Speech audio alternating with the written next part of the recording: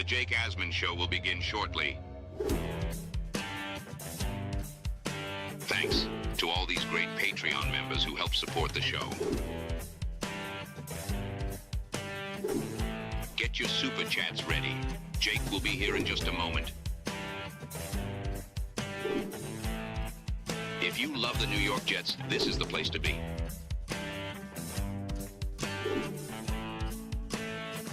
And now, the Jake Asman Show. Yesterday was an absolute disgrace for the New York Jets, and the guy who's joining us was there. Joe Benigno reacts to the latest Jets loss. It's the Jake Asman Show. Let's hit it and get it started. Guys, we always say this, and it's always going to be pretty. I got one game ball. Let's keep it going next week.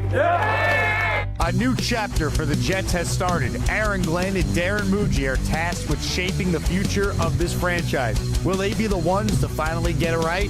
We will be here for every step of the journey on the Jake Asman Show, breaking down all the storylines, every game, and everything in between. Please subscribe and hit the like button below. Super chats, baby. Cut the line. The Jake Asman Show starts right now.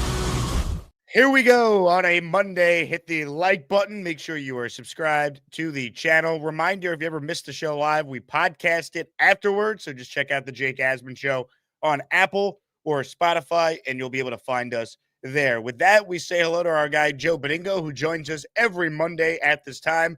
Joe, you were there, and I mean, what? 5 minutes in, you knew that this was going to be one of those days we've seen far too many times rooting for this miserable franchise. What a disgrace, and especially to get our ass handed to us by that freaking team, you know? I don't know what to say. I mean, you know, the game was over like 6 minutes into the game. And obviously, once Tyrod Taylor went out, you knew they were dead. By the way, everybody who couldn't wait to see Brady Cook, well, you saw him. Yeah, you know, and we may see him again this coming week. Let me say this before I even get into some of the points of the game.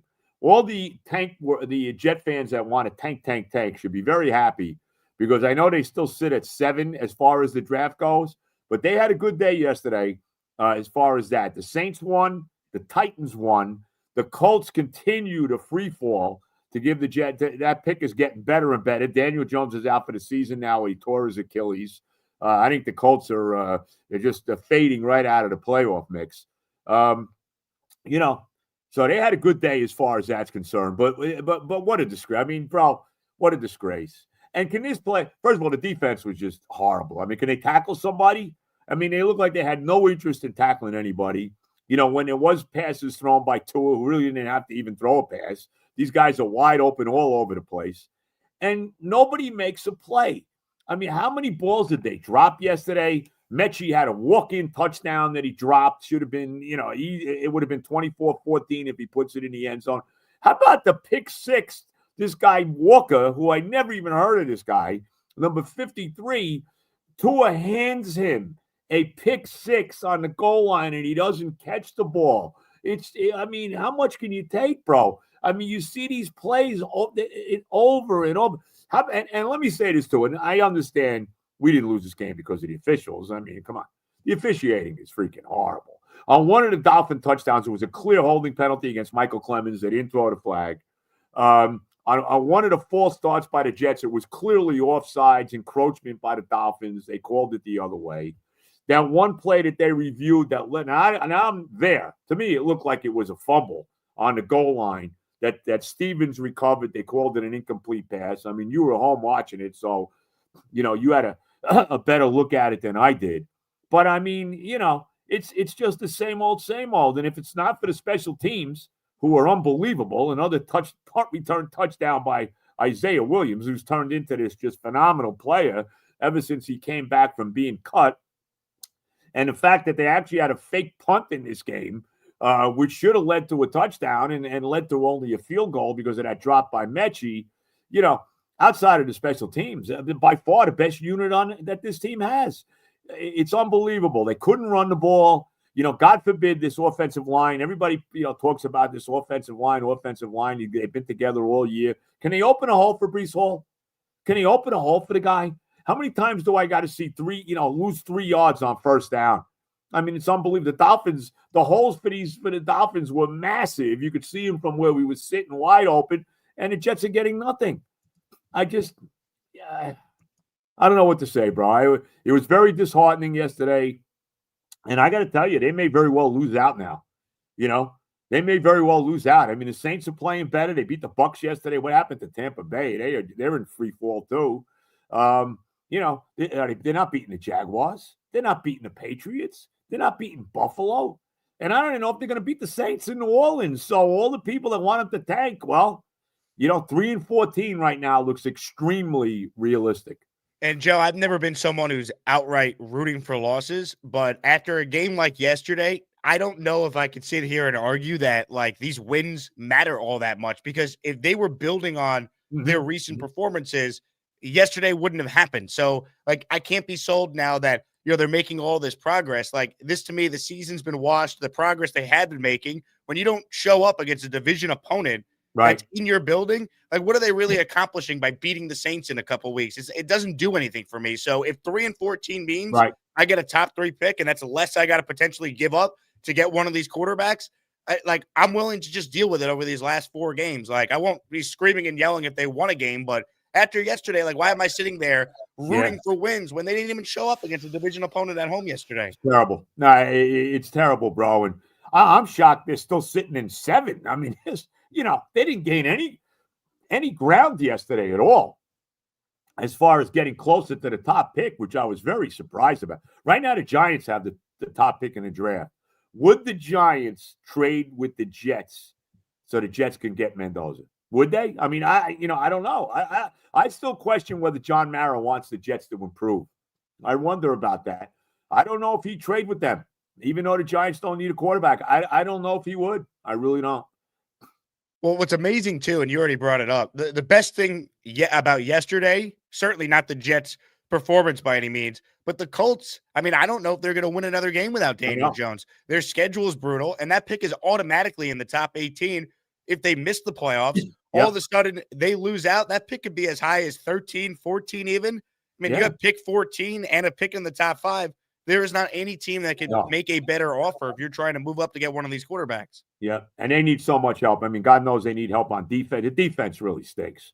You know, and I'm so tired about Jermaine Johnson and Will McDonald. These guys never get to the quarterback. I mean, let's be serious. The one sack they had, I think it was Clemens, amazingly, and Quincy Williams that had it. You know, there's just never any pressure. They're missing tackles all over the place. These guys are wide open in the secondary. I mean, look, I know there's no great stars in the secondary. We know that. The linebackers, Sherwood isn't any good. I don't know why they paid him.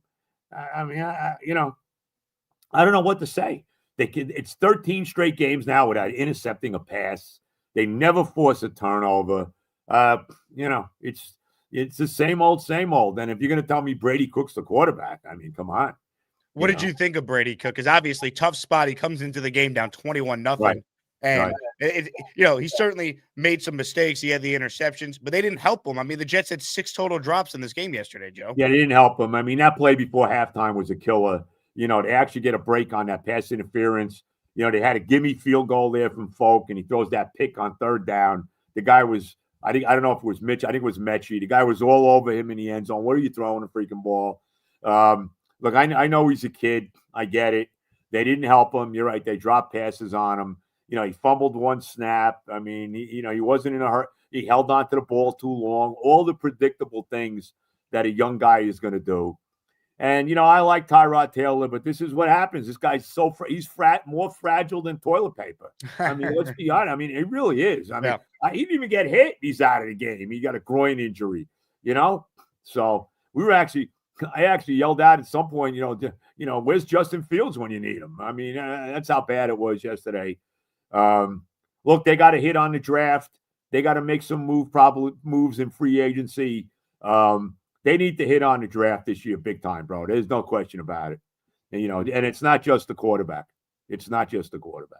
The Jets right now would have pick 18 from Indy and pick 7. And you're right, Joe. They didn't gain any ground, but the way some of the teams played yesterday, getting some wins, if the Jets do finish 3-14, they have an overwhelming percentage chance of finishing with a top 3 pick.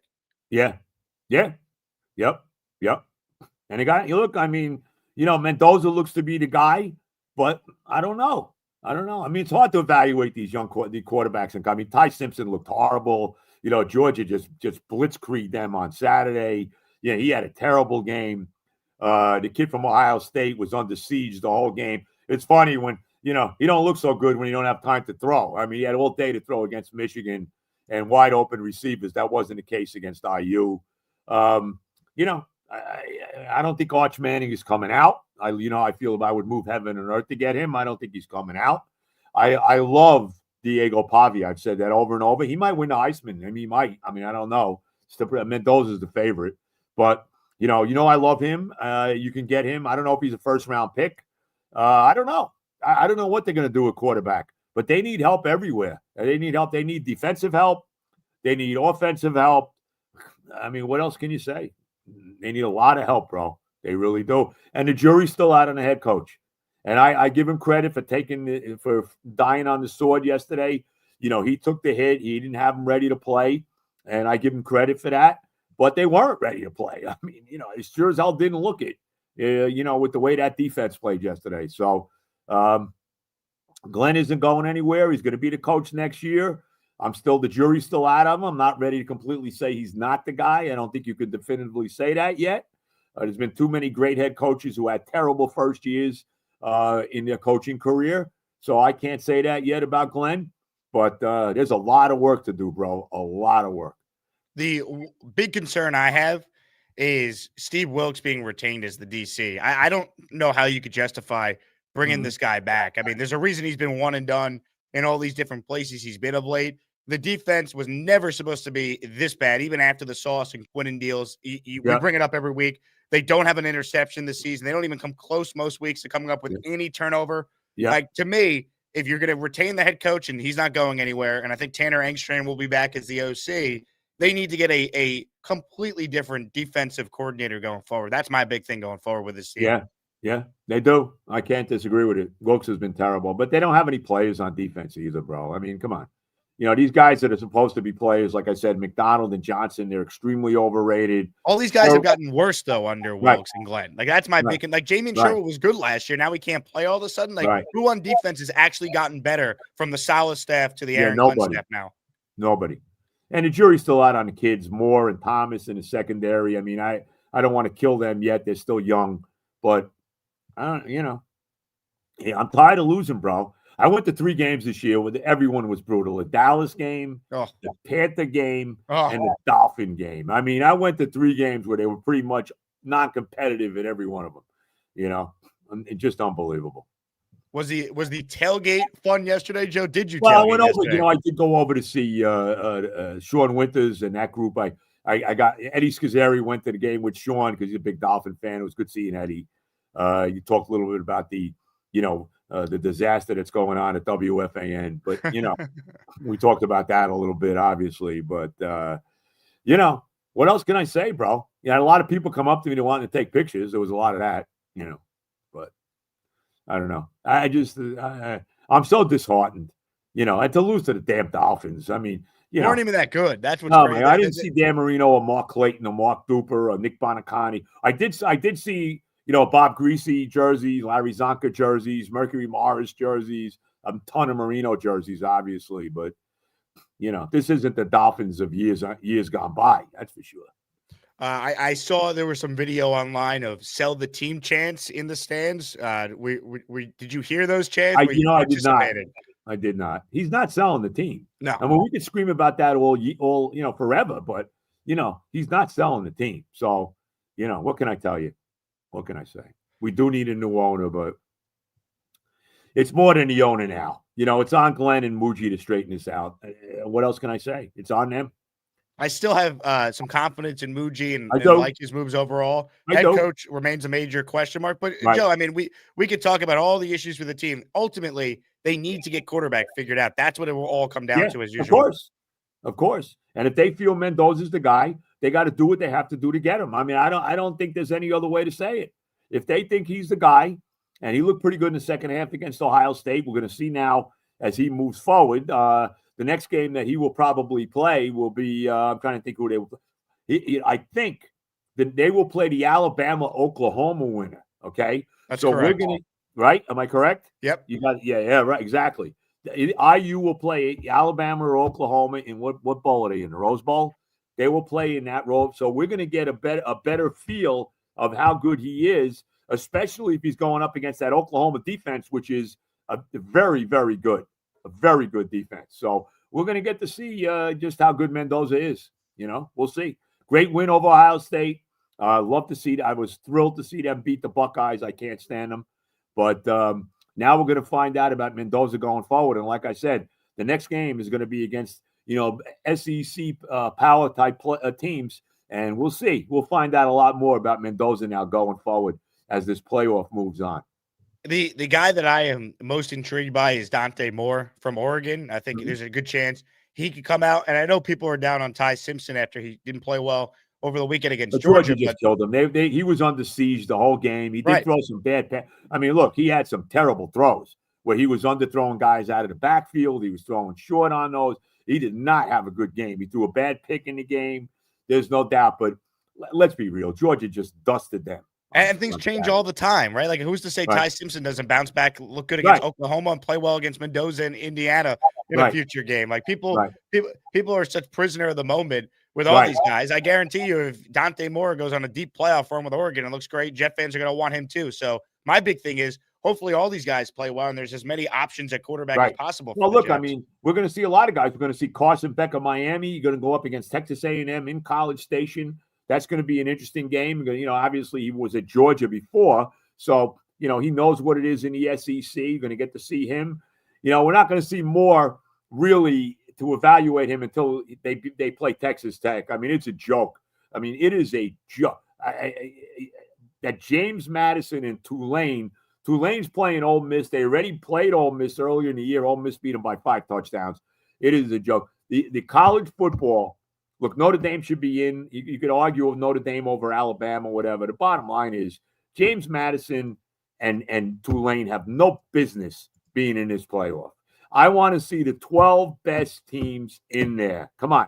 Notre Dame should be in there, and then you can make a case for either Vanderbilt or Texas. Those are the teams, okay? Those are the teams that should be in. James Madison's going to lose by 50 points to Oregon. They got no shot. Who the hell wants to watch that game? That's like watching a game in early September, where Oregon's got some, little sister of the poor schedule. I mean, give me a break. I don't care that they went 12-1. James Madison would be lucky to win a game in the SEC. I mean, give me a break. Bro, I'm telling you, man, it's terrible. Absolutely. The committee did such a bad job here, and they got it. Look, again, I want to see the 12 best football teams. Just because you won some, third-rate conference, you shouldn't be in there. I'm sorry. You should not be in there. They got to change it. They got to get rid of the conference championship games. I think those things need to go. I don't think that they need them. I know they make money, I'm sure, but we don't need to see it. I mean, yeah, the Ohio State Indiana game was a terrific game, but it was meaningless. It meant nothing. The only difference was who's going to be in 1 and who's going to be 2. It was a completely meaningless football game, So I mean, come on, give me a break. I don't know, bro. I don't know what to tell you. And Notre Dame got so screwed. I mean, let's be real. Look, Miami should have got in because they beat them. I get it. I get that. You can't head to head should be number 1 all the time. So they should have been in there, but Notre Dame should have been in too. Look, I think we'd much rather see Notre Dame going to Eugene to play Oregon than James Madison. I think we'd much rather see Texas or Vandy going into Oxford to play Ole Miss than Tulane, So I don't know. They need to really straighten it out. They really do. Comments, questions, super chats. We'll cut the line. We'll do a jersey giveaway on the show. You pick the player you want. You got options: Joe Willie, Joe Klecko, Curtis Martin, Wayne Corbett, Darrelle Revis, Nick Mangold, and throwback style Keyshawn Johnson. The only two I don't have. The only 2 of these jerseys I don't have are Keyshawn and Corbett. Everybody else I have. Which jersey did you rock yesterday, Joe? Did you wear a jersey? Wesley Walker yesterday. Good choice. I had Wesley Walker in honor of the great 51-45 game back in 1986 that I was at. O'Brien and Marino dueling it out. We won it in overtime. You were there. Wow. That's an iconic game. Wesley caught 4 touchdown passes in that game, including the game winner in OT. The year didn't end well for us, even though he made the playoffs. He lost the last 5 games of the season and all. And then, of course, lost that disaster in Cleveland. But, Wesley, I was rocking Wesley Walker yesterday. Only Don Maynard has more touchdowns as a Jet than Wesley. Maynard had 88. Wesley had 71. And there was actually a year where Wesley Walker caught 48 passes, bro. Think about this. 48 passes and had over 1,000 yards in receiving. So think about that. Yep. Now, when you were there yesterday, Joe, you got a chance to see the new end zones in person. What did you think of the jerseys, the rivalry jerseys, and then the look of the field while you're there watching this? The jerseys are terrible. What? Yep. Burn them. Go burn those jerseys, will you? They were nothing. They look like, they look like garbage. They really did. It looked like there was nothing to them. There was no color to them. There was nothing. I mean, I don't know if they were gray, green, black. I don't know. All I know is they got waxed wearing them. Get rid of them. And people actually, I couldn't believe how many people in the crowd actually had these jerseys on. I saw a guy with one of those jerseys on with a Quinn and Williams jersey. I mean, you could burn that too. I mean, what are you doing with that? That's right. Give me a break. Did you like the end zone look? Because I actually like the skyline look for the end zones. I didn't mind that. It reminds me too much of the Mets stupid, what are they called? City, whatever they call City Connect, right? City something, come on. Do me a favor. Stop worrying about selling jerseys and give us a professional football team, will you? That'd be nice. That would be nice. Tyrone checks in. He's in our raffle for 2. He goes, I think Brady Cook got rid of the ball quick and lost a touchdown because of the Mechie drop. Could have been a walk-in. Give him the job for the last 4 games. Let him play with Garrett in one of them. Go Jets. Look, I have no problem if they play Cook down the stretch. I don't need to see Justin Fields again, and I don't know how healthy Tyrod is. No, I you know what? I wouldn't have a great problem with that. And, it's only going to help them tanking because they're probably not winning. I'm telling you, right now, I would be surprised if they're winning another game. I mean, when you look at what they got a red-hot Jaguar team who's in first place in their division. They got the Bills who came back yesterday in the snow to beat Cincinnati, and that may be a very big game for Buffalo at the end of the year. Who knows? They play the Patriots this week in a monster game up in Foxborough, and they just played New England. That's their last home game. So, they very well. I mean, 3-14 is certainly extremely possible, and I don't know if it's going to be any better than 4-13. Any better than that. Are you at a point now where it wouldn't hurt as much if they lost out down the stretch? Because I feel like yesterday's that tipping point of if they we're really building on what we were seeing improvement wise. Like a game like that doesn't happen yesterday, so I'm at a point now where I don't know how beating the Jaguars or the Saints or maybe the only 2 games they have a shot in because I don't think they're going to beat New England or Buffalo. I just don't see how a win here is going to help them. I'd rather just get the higher draft pick at this point, honestly. Well, I mean, I'm not going to root against them. I won't either.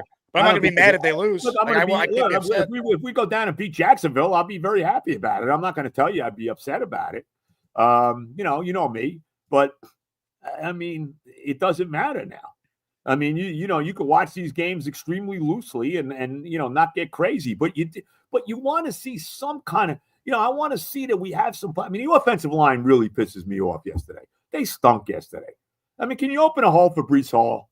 All right, you want to put it on him, you can put it on him too. But when you got nowhere to run, I mean, give me a break. And they don't throw the ball. How is it possible, especially with Brady Cook as quarterback, okay, that you're not throwing the ball out of the backfield to Breece Hall? I don't think they threw him one pass yesterday. I mean, what are you doing? What's going on? Why has he not been involved more in the passing game? I just don't understand that at all. Don't understand. Jets and the Jaguars next week. According to FanDuel, the Jets opened up as an 11.5-point underdog. And again, the Jaguars, I mean, they're playing well. It's not like Lawrence has had a great year, but they're going to be a double-digit underdog in 3 of their final 4 games. They'll be a huge underdog against Buffalo the last game of the year and New England the last home game of the year, the week before that one. Yeah, there's no doubt about it. Look, the Jaguars are in first place in their division right now. They're 9-4. They've been red hot. They look like a playoff team right now. So I don't see how the Jets are winning that game. I mean, unless the Jaguars, maybe you catch the Jaguars a little bit flat after, blowing the Colts out and now taking over first place. I don't know. I don't know. I guess they got to play Houston again, right? Because they're only 1 game ahead of Houston. How about the Chiefs, man? It's over for the Chiefs. It really is. They're done. Stick the fork in them. How about the drops they had last night in that game? Unreal. Yeah. No, they're done.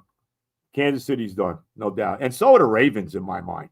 How about that? How about Pittsburgh going in and beating the Ravens? Man, what a bad year for Baltimore. Oh my God. And it just shows you with all the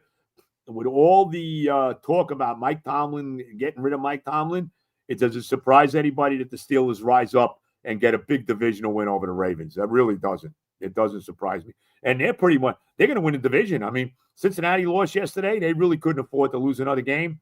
Pittsburgh's going to wind up winning that division, bro. I don't think there's any doubt about it. Yeah, the way it played out yesterday with them getting the head-to-head win against the Ravens and Buffalo beating Cincinnati. Because they're honestly, if you look at Cincinnati's schedule, Joe, had they figured out a way to hold on and win yesterday, there was a real path for them to be 9-8 in division champs. But they have an easy schedule down the stretch. Yep. Agreed. Ryan McCarthy is in our raffle. For one, thank you, Ryan. Make sure you gift the membership to enter. Bang Mateo says, Joe, the Atlanta win was supposed to carry over. Tank. Yeah, I mean, I kind of agree from the standpoint of, like, if they were making real progress, a game like that doesn't happen yesterday. So ultimately, they have 3 wins. They're against 3 backup quarterbacks. Like, winning one of these games down the stretch, like, to me, am I going to be that upset if it happens? No, it's out of our control. But I just look at the draft board now, and to me, that's the biggest thing for the Jets, getting one of these quarterbacks. And the higher you're picking, the less you have to give up to get one of the guys if you fall in love with a Mendoza, Moore, whoever it is. Yeah. No, I look, I mean, at this point, whether I want to see them win games or not, it doesn't matter because they're not. So, and all of a sudden, one good thing, I think this same quarterback actually looks like he's starting to look pretty decent. So maybe they don't need a quarterback either, so which is good, Peter W. checks in. Also, why does it seem on 3rd or 4th down when it matters most, Breece is nowhere to be found? I'll never understand it. Yeah, I don't get it. And like I said, I don't get how they're not throwing passes. He should be getting at least 5 passes thrown to him a game, minimum. And they never do. It's been like this all year, The one game a couple games they did had the big touchdown catch against Cleveland. Yep. Unfortunately, he was off to a real good game catching passes against the Ravens until he put the ball on the ground on the 2-yard line. But they just don't throw the football to him enough, and it makes no sense to me at all. It really doesn't. This is a stat that I saw yesterday. It's first-year Jet coaches against the AFC East, and you can see here it doesn't trend well for Aaron Glenn when you compare him to his peers. Saleh was 0-6 against the division his first year. Glenn, now, if you update it, against Miami, now 0-2 against them, and I think you and I agree they're not going to beat New England or Buffalo. So another 0-6 year against the AFC East. And if you can't beat Miami this year, when are you ever going to beat them? I mean, again, Tua has never lost to the Jets. He's now 7-0 against them. It's disgusting. I don't know what to say, bro. I don't know. It's terrible. I didn't realize that was Rex's first year. He only won 2 games. He only won 2 games in the division, huh? That's interesting. Yeah, I remember Rex's first year. They played the Dolphins on a Monday night right after they got Braylon Edwards, and they lost. I can't think of the other game that year. Yep. 15 years of this playoff trial. Somehow we found our way to the AFC Championship game, amazingly enough. Unreal. So the drought is now at 15 years. I mean, when does it end? When could you see it end? Can it end as early as next year? Is there any reason to think that the Jets will finally end the longest playoff drought in professional sports? It doesn't seem that way. Even if they get the quarterback they want, it just doesn't seem like it's going to happen that way. It doesn't. And would you say this is the lowest it's been? I don't know. I may not see it again. I mean, at least you're a young dude. You got a chance. I got no chance, man. I mean, where am I? I'm 72 years old. I'm so sick of losing, man. I mean, it really is. It's horrible. There's no other way to say it. I'm sitting out there as the day got on and it was getting colder, and I'm saying, what am I here? Why am I still here? We left right after the touchdown and made it 31-10, and then we were gone after that. That was it. Yeah. I don't blame you. Probably too long. We probably stayed too long at that point, but we actually stayed for the kickoff after that just in case, because that's the one thing you want to see. The one play you want to see if you're a Jet fan is a kick or punt return, because we actually have a chance to take it to the house. Outside of that, there's nothing. Well, let's be real. The special teams is, again, by far and away the only positive from these games. They have a Pro Bowl punter, kicker, return guy. Like, Chris Banjo's the best coach on the Jets staff by a wide margin. And they even hit that play yesterday for the fake punt, and actually a lateral. They had, who was it? Was it Moore? I think it was Malachi Moore lateraling it to Isaiah Davis, right? Yep. He actually bounced it to him, and he still got the first down. So, but it is what it is, bro. It's really terrible. There's no other way to say it. It's just really terrible. Comments, questions, super chats, cut the line. A couple minutes left with Joe. Bang Mateo says, Joe, the sauce trade's looking good with the Colts sinking. That's the only other positive from yesterday. Yeah. The Colts continue to lose games. Well, the Colt trade looked good from the minute they did it. So, yep.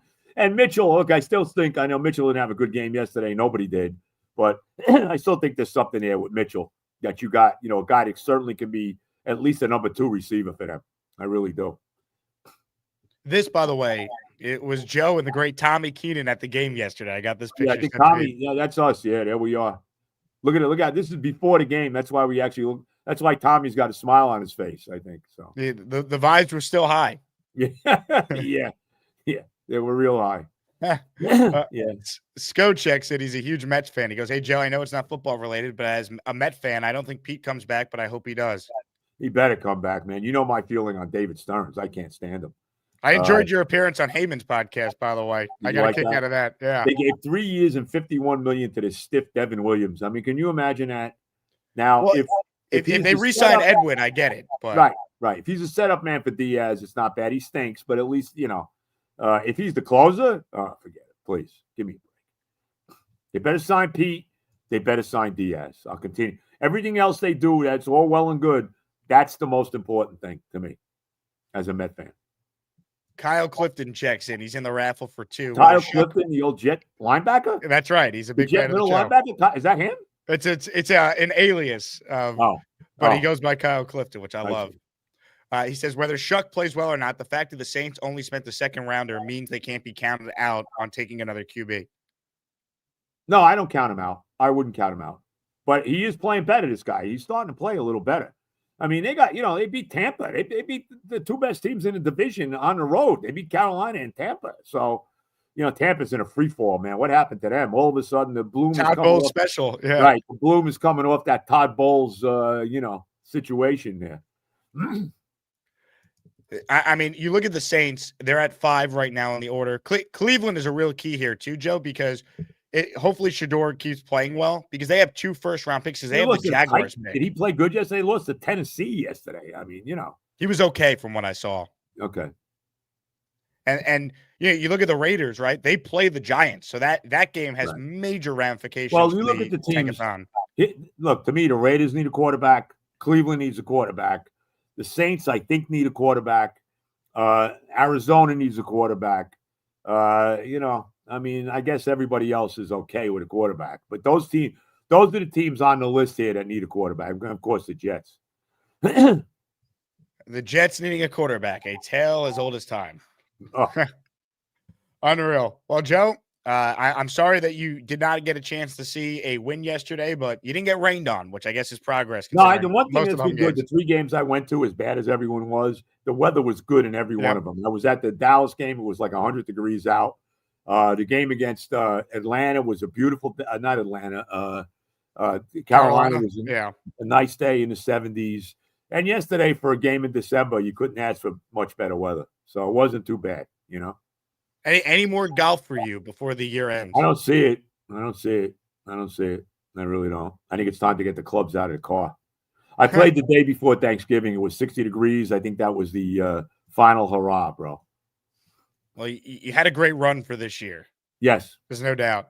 Yep. Got my 4th hole-in-one this year, So. 4? That's impressive. Wow. Yeah, no, it's unbelievable. I'm not good enough to have 4. Look, I'll never break 80, bro. I'll never break 85, but I can hit one shot and have it, be the perfect shot, if you will. So, I'm very fortunate to have 4 of them. So I'm happy about that. I love it. Well, Joe, I appreciate you joining us. Everyone go listen to the Oh the Pain podcast, Joe's weekly pod. It will be out later today. I guess we'll see what happens over these final 4. I'm fully expecting Brady Cook to start at least Sunday against Jacksonville, and we'll go from there. You would think so. Yep. We'll see. We'll see, Joe, bro. Thank God. Hey, here's the good news. You know what good news is for next year, too? we're going to have a lot of 1 o'clock games next year. That's right. A lot of Spiro Ditas on the call, like yesterday. Spiro did the game yesterday, right? That's right. Yeah. We actually won a couple games with Spiro this year, so They won the Bengals game and the Browns game with him on the call. Right. That's right. So there you go. All right, bro. God bless. All the love. God bless America. And thanks again for the tickets. We really appreciate you. You're the best. We love you, man. Joe, you're the man. I can't say enough good about the great Jake Asman. That's for sure. Joe, you're the best. I'll talk to you soon. All right, baby. Be good. It's up to you, New York, New York. Shout out to Joe B for coming on. Make sure you guys subscribe to the Oh the Pain podcast. Hey, the raffle is tomorrow on the show. We're doing a Jets jersey giveaway at the end here. Tomorrow, though, if you enter, you're qualified to win a signed Broadway Joe Namath helmet, signed Nick Mangold football, and a signed CJ Mosley helmet. And full transparency, I am sick as a dog right now. So I am trying to gut through today's show. I might not do a second show later today if I don't feel a little better. So this could be the last show before the Asmaniac raffle tomorrow. So make sure you enter for your chance to win. I appreciate everyone who's tuned in here. Make sure you click that thumbs up button and you subscribe to the channel. Again, we are presented by FanDuel Sportsbook, and I'm not surprised that the Jets are a double-digit underdog to the Jaguars. That's kind of where we're at. Do I think the Jets win this game? No. No. How could you pick them to win this game? So if they lose to Jacksonville, the only game I could see them winning is the Saints game. So I think they're going to finish 3-14. And if you look at the percentages, they finished 3-14. There's a likely scenario where they're in the top 3. And you're going to get one of the quarterbacks if you're in the top 3. You might not even have to trade up to get one of the quarterbacks. Maybe you can get Dante Moore or Mendoza without trading up. So we'll see.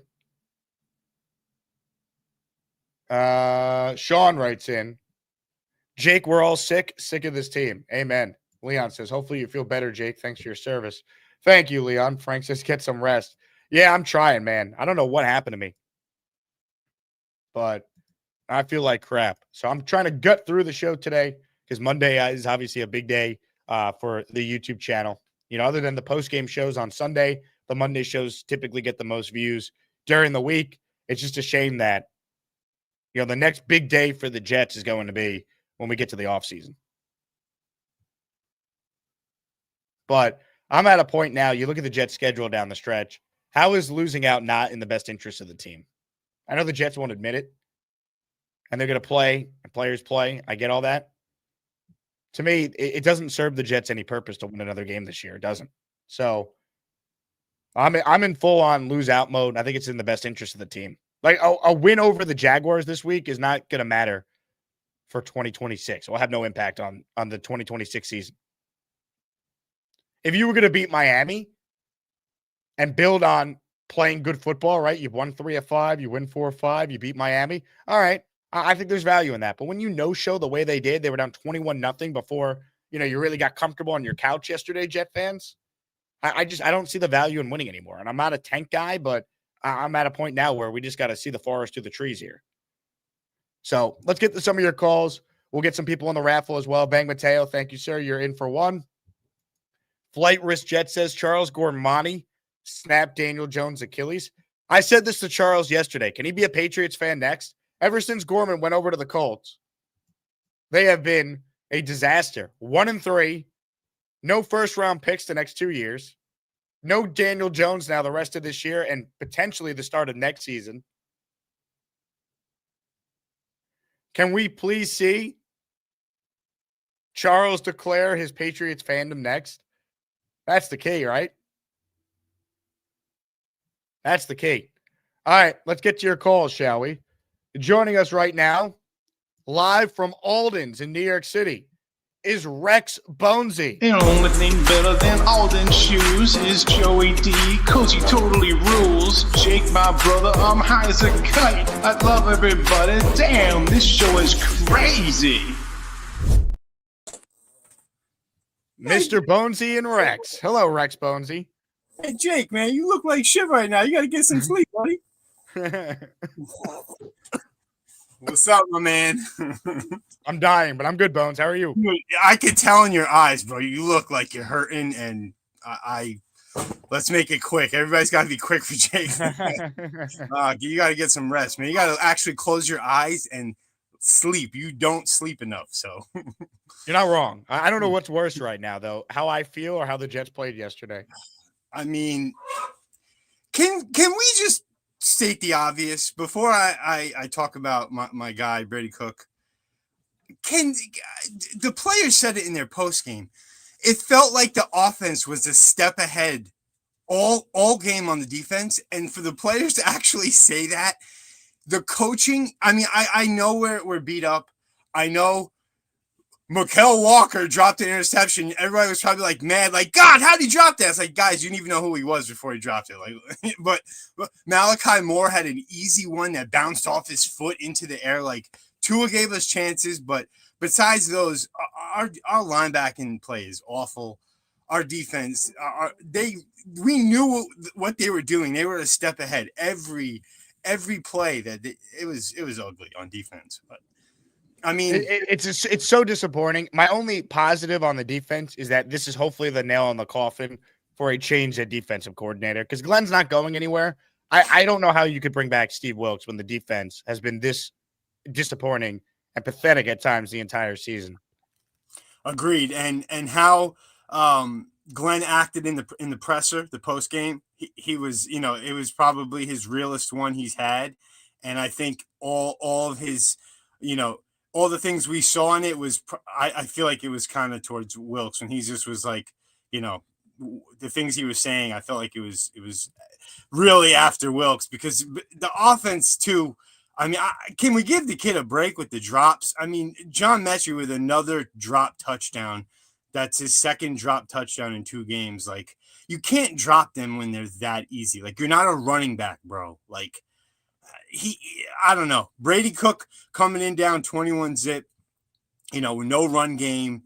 And I know he threw the bad interception, but none of you can honestly tell me that game looked that game. We were down the whole game and we didn't score an offensive touchdown. And it looked 10 times better than any of the Justin Fields games this year when we were inept, especially against like the Panthers and those games. At least like Brady Cook's running the offense. He's got a live arm. And if these players could just help him out a little bit, it wouldn't look this bad. I will go down saying I think giving Brady Cook a week of preparation, we'll be able to really see what the kid's got. Because I did like what everybody said about him in the pressers. I always watched all the post games, and I did like what the players had to say about it. I mean, what else are they going to say? But I don't think he was terrible given the circumstances yesterday. I think give him another full week of practice and, a real game plan around what he could do, Bones, and let's evaluate him. Maybe he can be, in the room next year as one of the backup quarterbacks. I mean, he comes into the game down 21-0, and they didn't exactly help him with all the drops. So I'm not out on Brady Cook being, a competent backup. I don't think he's our long-term answer, but yeah. I don't think he was god awful yesterday. I really don't. I just want to see what the kid's got. I think he's got good confidence and he can run the offense. And I do think Tanner, being a first-year coordinator, does a decent job of scheming people open for where he's at in his career. And I want to see what, I don't want to see Justin Fields.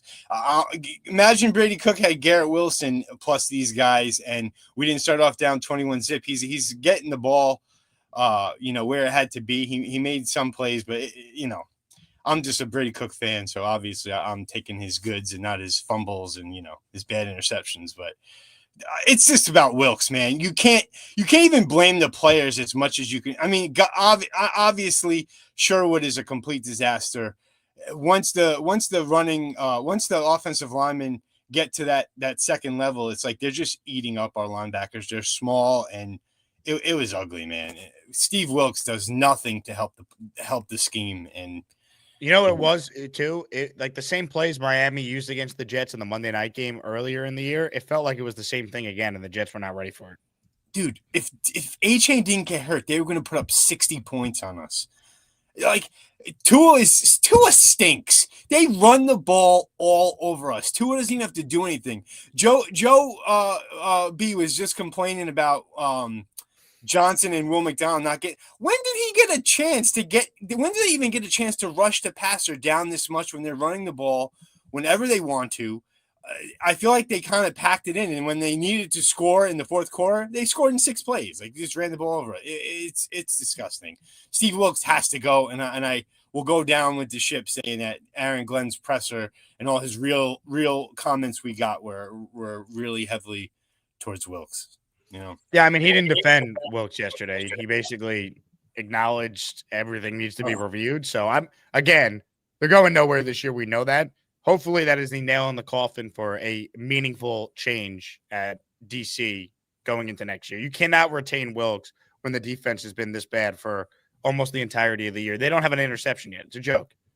Yeah. And I was rooting for wins, obviously because I want to see the team win, and because obviously, I bet on the Jets every year in the over, and they are at 5.5. So, if they win Miami, I would have had a chance. But now it's just like, man, let's just be competitive. Let's see what we got. Let's make some games. If only time I'd really root for a win this year, if it's to ruin someone else's, spot at a bye, or especially against Buffalo and New England, man. That's the time I'll root for a win against a division foe. But let's just try to get this guy, and let's just see. I don't even know if they'll want Mendoza. Let's see when it happens after the college football playoffs. Let's see who they want. Let's see who they evaluate. And Muji is, he's an ex-quarterback, and he showed us that he's made some great trades, and he's evaluated talent. And the Sauce trade, the Colts pick could be a top 15 pick. Like, that's going to be crazy. Where do you see the win for the Colts? You don't see it on the schedule. No, not with Riley Leonard having to play quarterback for them. You got to feel bad for Daniel Jones, man. He's playing with already a partial fracture in his leg, and then he tears his Achilles. It sucks, man. That sucks, bro. But yeah, we'll take it. Bones, Jake, say hi to brother. You look man. awful, man. You still look handsome, but your eyes, I can tell you're hurting, bro. I appreciate it, Bones. You're the man. You're the man. Hey, what's up? That's right. Hit the like button if you guys are tuning in. Super chats to get caught up on. Nate in the house. Thanks for the last minute ticket, Jake. Even though we the people somehow bypassed the ticket agent and was squatting inside with a rivalry green towel on his head as I was looking for him to scan both him and I. Yeah, I don't know how we'd pull this off. Apparently, we the people snuck into MetLife yesterday without a ticket. I had sent Nate an extra ticket for weed, very last second. And again, shout out to a bunch of Asmaniacs. I think we gave away 8 or 9 tickets or so to the game yesterday. People donated their tickets to fellow listeners. And we, the people, went to the game and didn't need a ticket to get in somehow. So I don't know what tactics Weed used. Did he use like Jedi mind tricks or something? But he got in. But Nate, appreciate you. Sorry you had to watch that debacle. I hope the tailgate was at least fun. Sean says, hey, Jake, did I say dumb bleep last time I called? I don't remember much. I don't know, Sean. I don't know. I don't know what you said last time. You usually get mad if you call in and we don't immediately get you on within 30 seconds of you clicking on hold. Ralphie in the raffle for 2. We really should not win another game this year for the long-term sake of the franchise. Again, if they start Brady Cook, it's tough to picture them winning another game. So finishing 3-14 at this point to me is in the best interest of the franchise. What does this mean? Michael Clemens will have a strip, fumble recovery, winning touchdown to screw us. We know it. He might. Look, if Tyrod played any of the games, they would have a chance to win. Even Fields. Because there's that outlier Fields game that he can have, right? The Bengals game or week 1 against Pittsburgh. Brady Cook's a UDFA. If he were to have like this unbelievable quarterback performance, that would be so unlikely. And you'll have to live with that if it happens. I would play him the last 4. Nothing's a guarantee, but I feel pretty confident in Brady Cook starting the Final 4, the Jets losing their Final 4. Really, the 2 games they could win that are left are Jacksonville and the Saints. And they're not going to beat Jacksonville, I don't think, but it's more likely they win that game this week than they would New England where they would Buffalo. But we'll see. More of your calls. Taylor from Connecticut is next. Hey, Taylor. Jake, what's up? What's up, Taylor? In the nicest way possible, you look like shit. I appreciate it. I think we all know how weed the people got in the game. You know, he hooked up one of the security guards with some of the best herb. You might be onto something. You might be onto something. Yeah, I was at the game yesterday, and what an awful decision by me. I know I was 50-50 if I wanted to go, and decided to go, and it was, 2-hour drive down for me. Awful decision. And I had a big problem with like I don't know what kind of fans were there yesterday, if they were just casuals or what, but there were Jet fans, and there weren't many because it was about 75% at least Dolphins fans. And I was sitting next to a Dolphins fan, and there were people asking other Jet fans that are getting hyped and trying to, root for the team. They were asking them to sit down. They were telling them to stop yelling. I was like, have you guys ever been to a football game before? Like, what the fuck are you talking about? Asking people to sit down and stuff. It was honestly, it was just a disgraceful. It was embarrassing to be there as a Jets fan yesterday. As for the game, you could tell there was 7 minutes to go in the first quarter, and the Dolphins were in run the clock mode. It was just the game was already over. It was my sister-in-law came with me, and she was, I was like, let's leave at halftime and get home because there's nothing to watch here. And she was like, we paid for the tickets. I want to stay. So I think I stayed out till the end of the third quarter. That's about how fun. And she was done. She was like, all right, this team sucks. Yeah, it's boring football too. Like the only exciting play was the Isaiah Williams punt return. That was it. Right. And so I was sitting like 10 rows back at the 10-yard line, right where Tua threw the incomplete pass. That was actually a backwards pass. I was sitting right there, and there was a ref standing right in line with me, and you can easily tell that ball was at least a yard backwards. It wasn't even close. And the refs all day were just awful. They called the block in the back on Rucker on the punt. The ref was in the end zone from the punting side, and he threw that flag. Like, I was right there looking at him, throws the flag I'm like, what on earth did you just see? So they called two defensive low blocks, which I'm like, I don't even know if I've ever seen that call made. And we saw two of them in the same game. The Dolphins fan sitting next to me, he's like, yeah, I don't know. You guys can't catch a break. I don't even know what that rule is. And Glenn's presser, I thought that was his best presser of the year because it was, real. And he actually addressed that they sucked. And I've been standing on the hill, or at least I've been leaning towards, wide receivers, not the first, top of the priority list for needs. But yesterday that became obvious that one of our top 4 picks got to be a receiver. So, yeah, those are my takes from being there yesterday. Hope I gave you a nice little break from talking for a minute, Jake. Taylor, I appreciate it, man. Good call. Go on. Sorry you had to witness that debacle, but yeah. Hopefully, we get through these last 4. They're in a better position draft pick wise where they don't need to trade up at all. But if they do, it's not as costly. And then you have more resources to put into the team. Because I agree with you. Receiver, to me, they should definitely draft a receiver with either the Colts first rounder or one of their 2 second-round picks. Yeah, I mean, the dream would be, if you end up getting Mendoza, I would go, Surratt's slotted at like, I don't know, 50 overall. I'm like, I'd go right for that dude because they clearly have a connection on the back shoulders, and kind of the feel plays where Mendoza just chucks it up to him and he always seems to know when it's coming and know where it's going to be. It's like, that would be a great thing to bring in for a rookie QB and, something Engstrand doesn't have to worry about. He knows that they already have that figured out, on those kind of plays, especially in the red zone where we seem to absolutely struggle and other teams have such an easy time, defensively, the red zone and like crossing routes in general. It's like everybody knows we play a lot of man. And then you have Stevens and Thomas, who are not fast corners, guarding Waddle, and you have no help across the field, someone to pick him up. I'm like, if Waddle runs a drag or, that first touchdown he scored, if he runs across the field, Stevens is not going to keep up with him. And Tua, for all his, suckiness, he's an accurate QB most of the time. He has a fluff arm, but he's usually on time and usually accurate, and that's where his strength is.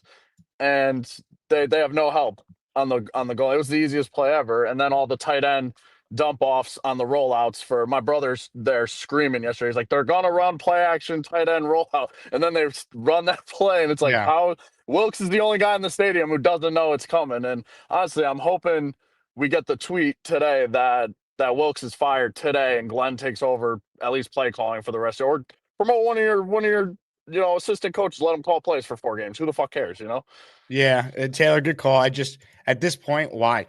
Right? Like, let Steve Wilkes it up for the last couple games, You're 4 games away from the season being over. Get through those last 4. I think a game like yesterday should be the nail in the coffin for Wilkes. Should be. No guarantee. Jason in Jerusalem's next. What's up, Jason? Hey, Jake. That was a brutal late night game here for me. I'm sorry that you had to actually stay up and watch that. That sounds horrific. Yeah, I got a few things written down. First of all, with all the changes at FAN, I grew up at FAN, listening to FAN. Shout out to Dove Kramer behind the glass, who's done now. Is Eddie also gone, or I know that Dove is gone? Eddie was retiring Memorial Day of this year, so even before all the reported changes, he was already going to leave. Okay, so no more Steve Summers here, you there with Dove and Eddie on the other side of the glass. They're all gone. Nope. End of an era. End of an era. According to Samini, six drops yesterday. That's not including the defense with some of those gimme INTs that Tua handed out. How does Sean Jefferson keep his job? We all talk about Wilkes, the receiver coach. Yeah, and he's the only holdover from the previous coaching staff too. Right. We kept on thinking that the offensive line coach would stay. Was it Whitencotton? Aaron Whitecotton. Yeah, he was the D-line coach a year ago. Right. We thought he would stick around, but somehow Jefferson keeps his job. I mean, these guys are new guys, Mechie and AD, with most of the drops. So does Jefferson get a pass because they're new? Or I mean, I don't know how. I don't know how much blame we can assign to a receivers coach for receivers not catching the football. Like, I don't know. Like, these guys are professionals; they should be able to catch. The coaches need to do something. I mean, what are the? Well, I mean, the coaches, I guess, would get credit for how quickly, Mechie and Mitchell were acclimated into the offense, right? Engstrand and I guess the receivers coach would get credit for that. I don't know. I mean, maybe they will. I do think they'll make some staff changes, and they should make some staff changes on offense. Charles London's their running back, is their quarterback coach, former running back. I don't know why he's qualified to coach quarterbacks. That'd be my big thing. Right. Daniel Jones injury, probably the best thing that happened to us this weekend. Yeah, unfortunate for him, but the Colts losing just in general is the best thing for the Jets, for sure. Right. What happened? Is this the same ACL that he tore while he was a Giant? That I haven't seen. Well, he tore his Achilles, not his ACL. So right, but he had when injury did he have at the Giants? That was an ACL? He had an ACL with the Giants, yeah. Both on the right, correct? I don't remember which leg it was. I just some guys are just injury prone. I wonder if he's one of them.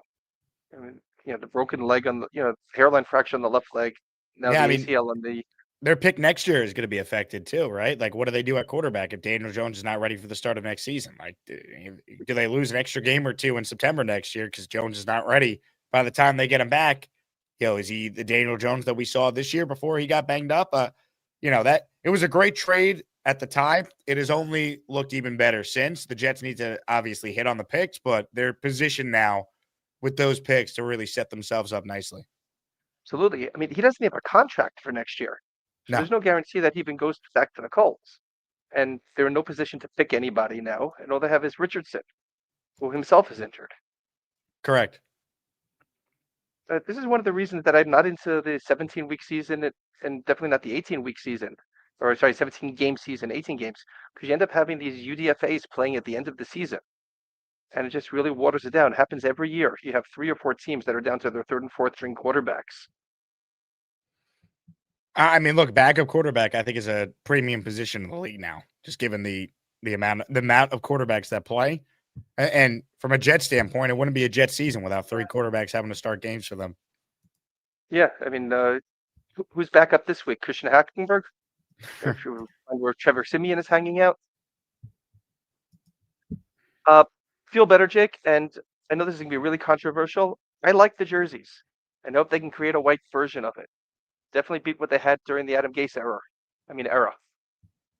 But I think this jersey has potential.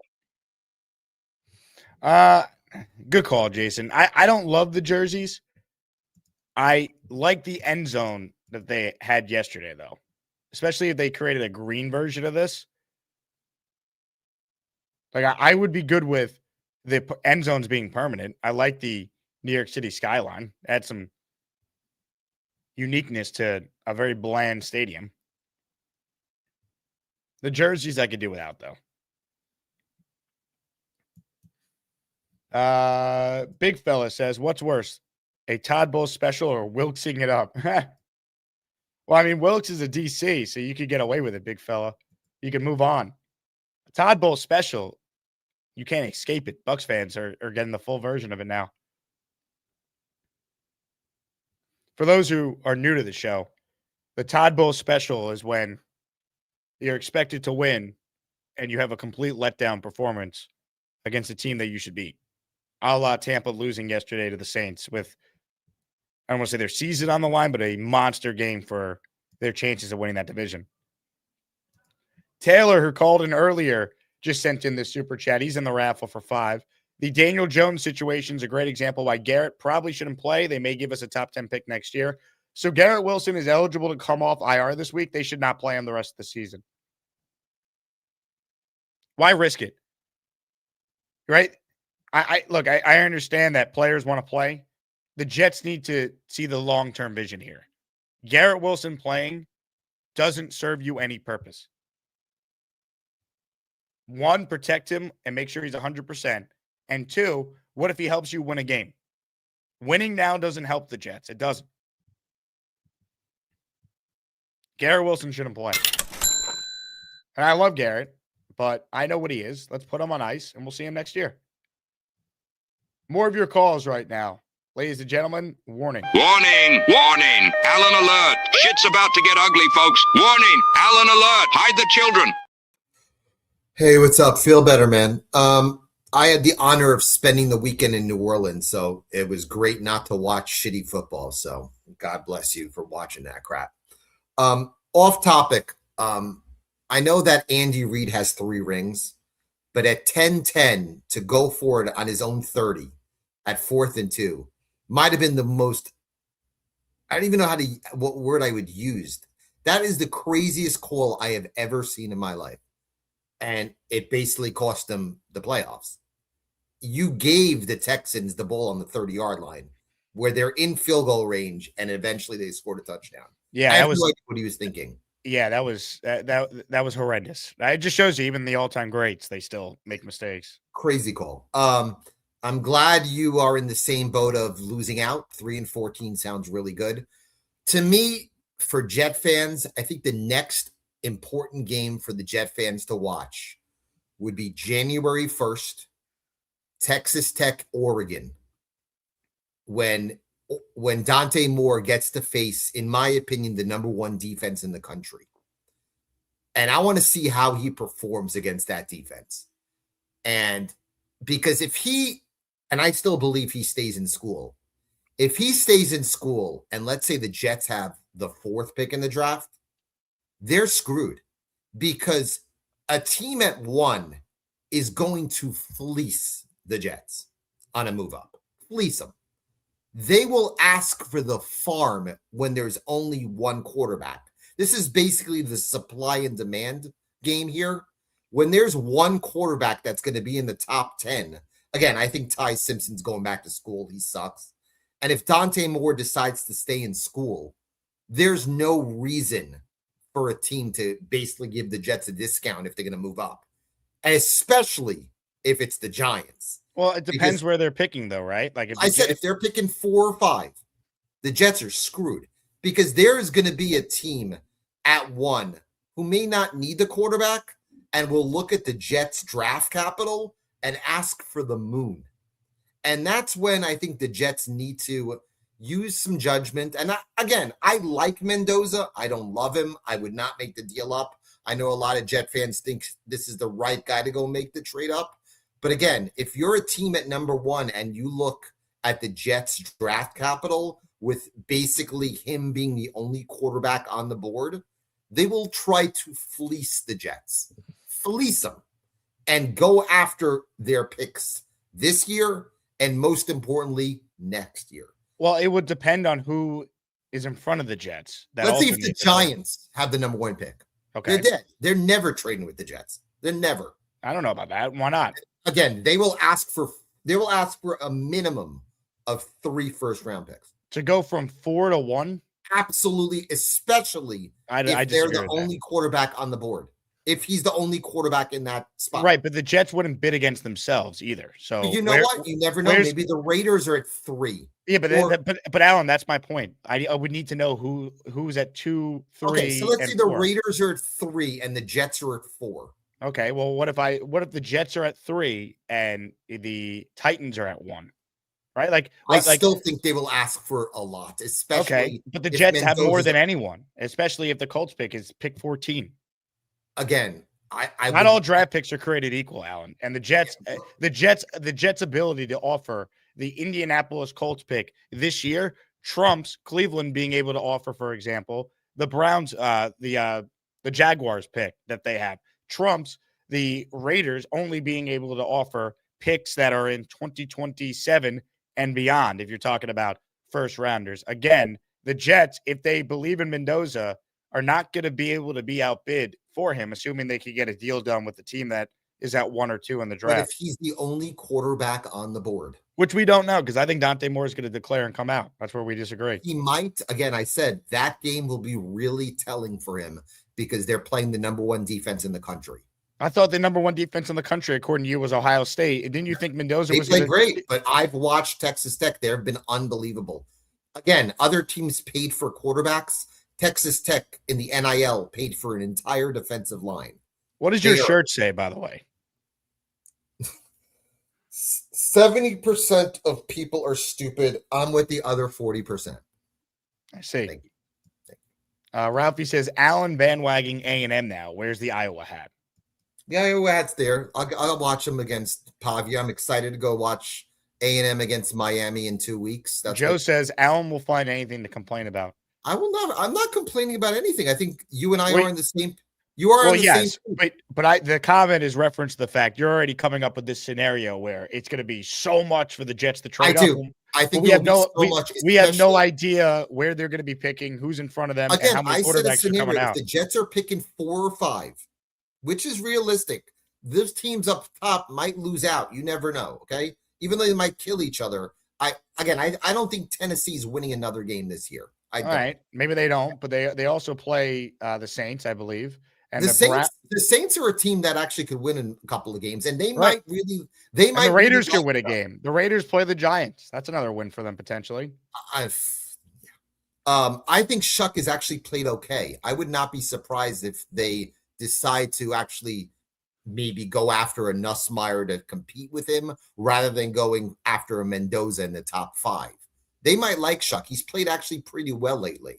And you never know, the Browns might really like Shador. I'm not a huge fan. He played okay yesterday. But that's kind of my point. There's a lot of unknown here, and I still maintain that if the Jets love one of these quarterbacks, they're going to get one of them.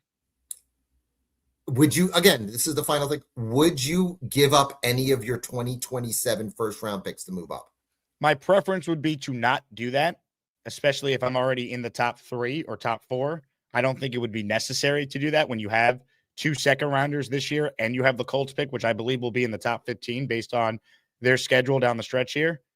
So I would not, but if that was the only way I could do it, if I had to trade one of them, I would need to know what the rest of the package would look like. Like, do I get to keep the Colts pick? The package would be our first this year, the best or the highest of the 3 first next year, which could be a top 10 pick. Okay. Yep. You never know. The Colts might go 4-13 next year also. I mean, Dak could break his leg next year and it could be a top 10 pick. We don't know.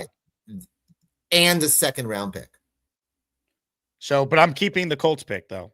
You're keeping the Colts this pick, but you're giving up a top 10 pick in a maybe a top 10 pick.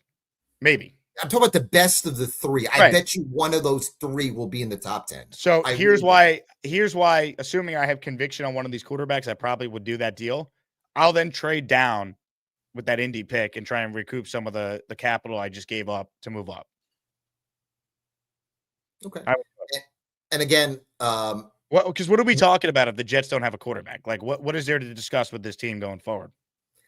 Again, you know my stance. I would wait for a year. I would rather go bridge. I would call the Eagles and see if you can get a Tanner McKee in a big swap. I would. Let's win 5 games next year. Can't wait. They might win 5 games next year, but you know what? You'll have 3 first-round picks, and you'd have the it's such a great quarterback. You have the ability to build your roster in 2026. They have the ability to still do that now, though. Is my point. Again, they have $100 million in cap space. In this trade scenario you just outlined, we still would have the Colts pick and our 2 second-rounders this year. If that is not enough, $100 million and an extra first and 2 seconds to add premium talent to your team, then we should fire Muji and Glenn now because they're not good at their jobs if they can't address the roster with those type of resources. I think the reason is I like Mendoza. I just don't think he's a guy you trade up for. That's just me. And but every time you've questioned Mendoza, he's played. He's like you thought he was going to suck. I don't remember the show, but I'm pretty sure. Didn't you say he was going to play awful against Ohio State and was a total opposite? Okay. He played okay. He played well. He made some huge throws in the clutch. He played okay, but again, I'm looking at the entire. Again, he did not play well against Penn State. He played well down the stretch. There's no perfect quarterback prospect. He did not. What? He's not a perfect quarterback. Of course not. There's no such thing. Trevor Lawrence was supposed to be the perfect prospect. Who? Trevor Lawrence was supposed to be the perfect prospect. What has he done in the league? He's not. But again, I'm fine with when Mendoza, if we're at the spot where he's picking. I just don't believe in the idea of trading multiple assets to go get him. And again, that's not changing. But final point, would you agree, though, that if they're in the top 3 or top 4 even, the haul that you're assuming it would take, they still would have enough resources if Muji and Glenn are good at their jobs to build up their team. They still would have over the next 2 years the most amount of cap space in the NFL and additional premium assets even after this trade-up scenario that you're talking about. But I will rebut that in a sense. If Dante Moore returns to school, which he might, a team at number 1, knowing that the Jets are in dire need of a quarterback, might ask for the moon. And you know what? They might ask for 3 number 1s to move on. Yeah, but the Jets could say no and call the bluff. The Jets could say no and move on.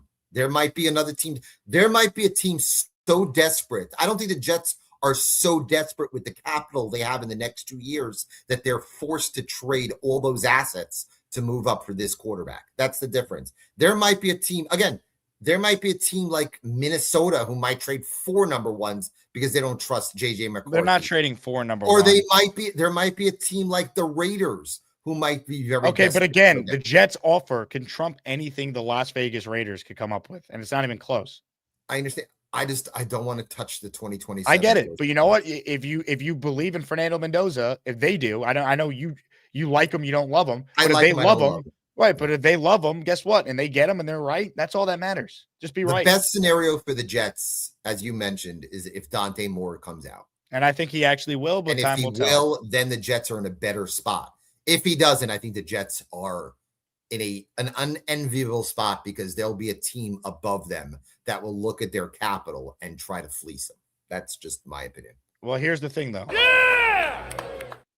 The Jets can trump any team's offer other than maybe Cleveland because they also have 2 1s. But the Jets 1 from Indy is going to be higher than Cleveland's 1 from Jacksonville based on how it feels like the AFC South is going to play out with the Colts. I don't think winning another game the rest of the way. Again, folks, if the Jets, even if they had to trade up, couldn't still put a good team around whoever their quarterback is, let's say it's Mendoza for the sake of the conversation, then Muji and Glenn are not good at their jobs. Because of the 5 1s the Jets have the next 2 years, none of them need to be used on an offensive tackle. You already have a number 1 receiver in place. Like, this quarterback coming in is stepping into a decent spot as far as talent around him on offense.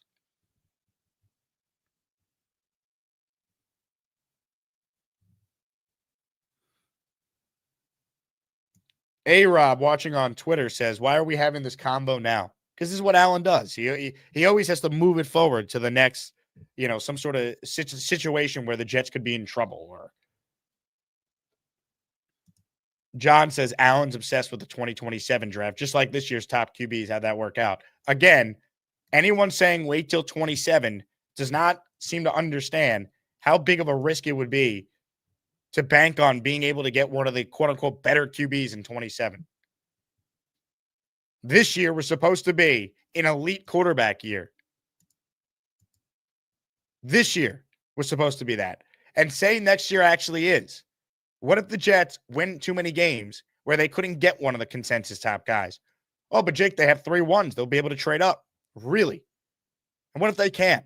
Remember the Giants wanted to trade up too to get Drake May. New England said no. Commander said no. We have no idea. I go back to this tweet by Dan Orlovsky the day after the NFL draft ended this year, April 24th, 2025, 7:30 a.m. 2026 could be a loaded class. He lists all these quarterbacks that could be awesome in college football this year. The guy who is the consensus favorite to win the Heisman Trophy and be the first quarterback taken in the draft this year is Fernando Mendoza. Do you see his name on here? The only name that lived up to the quote-unquote hype is Dante Moore. Look at all these other names here.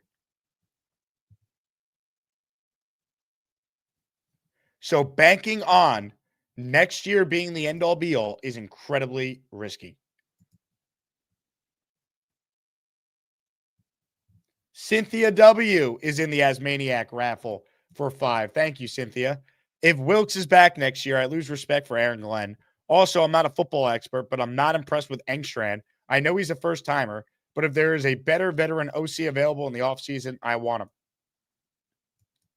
I think Engstrand is going to be brought back, Cynthia. Wilkes should not be, and I'm with you.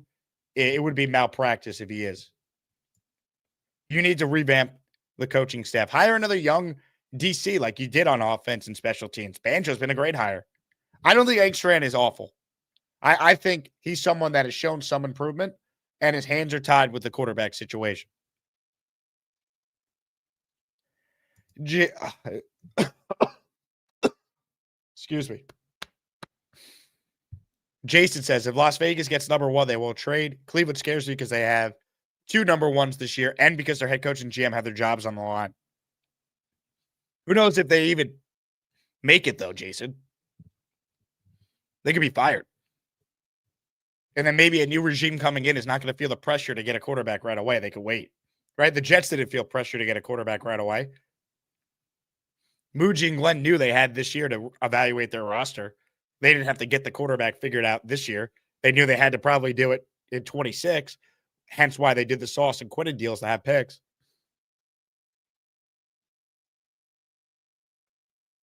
So we'll see. All right, let's get to your last remaining calls here. Again, this might be our only show today because I am down in the dumps. So make sure you enter the raffle because tomorrow we got the 3 side items. And end of this show today, we're giving away a Joe Namath, Joe Klecko, Curtis Martin, Wayne Corbett, Darrell Revis, Nick Mangold, or Keyshawn Johnson jersey.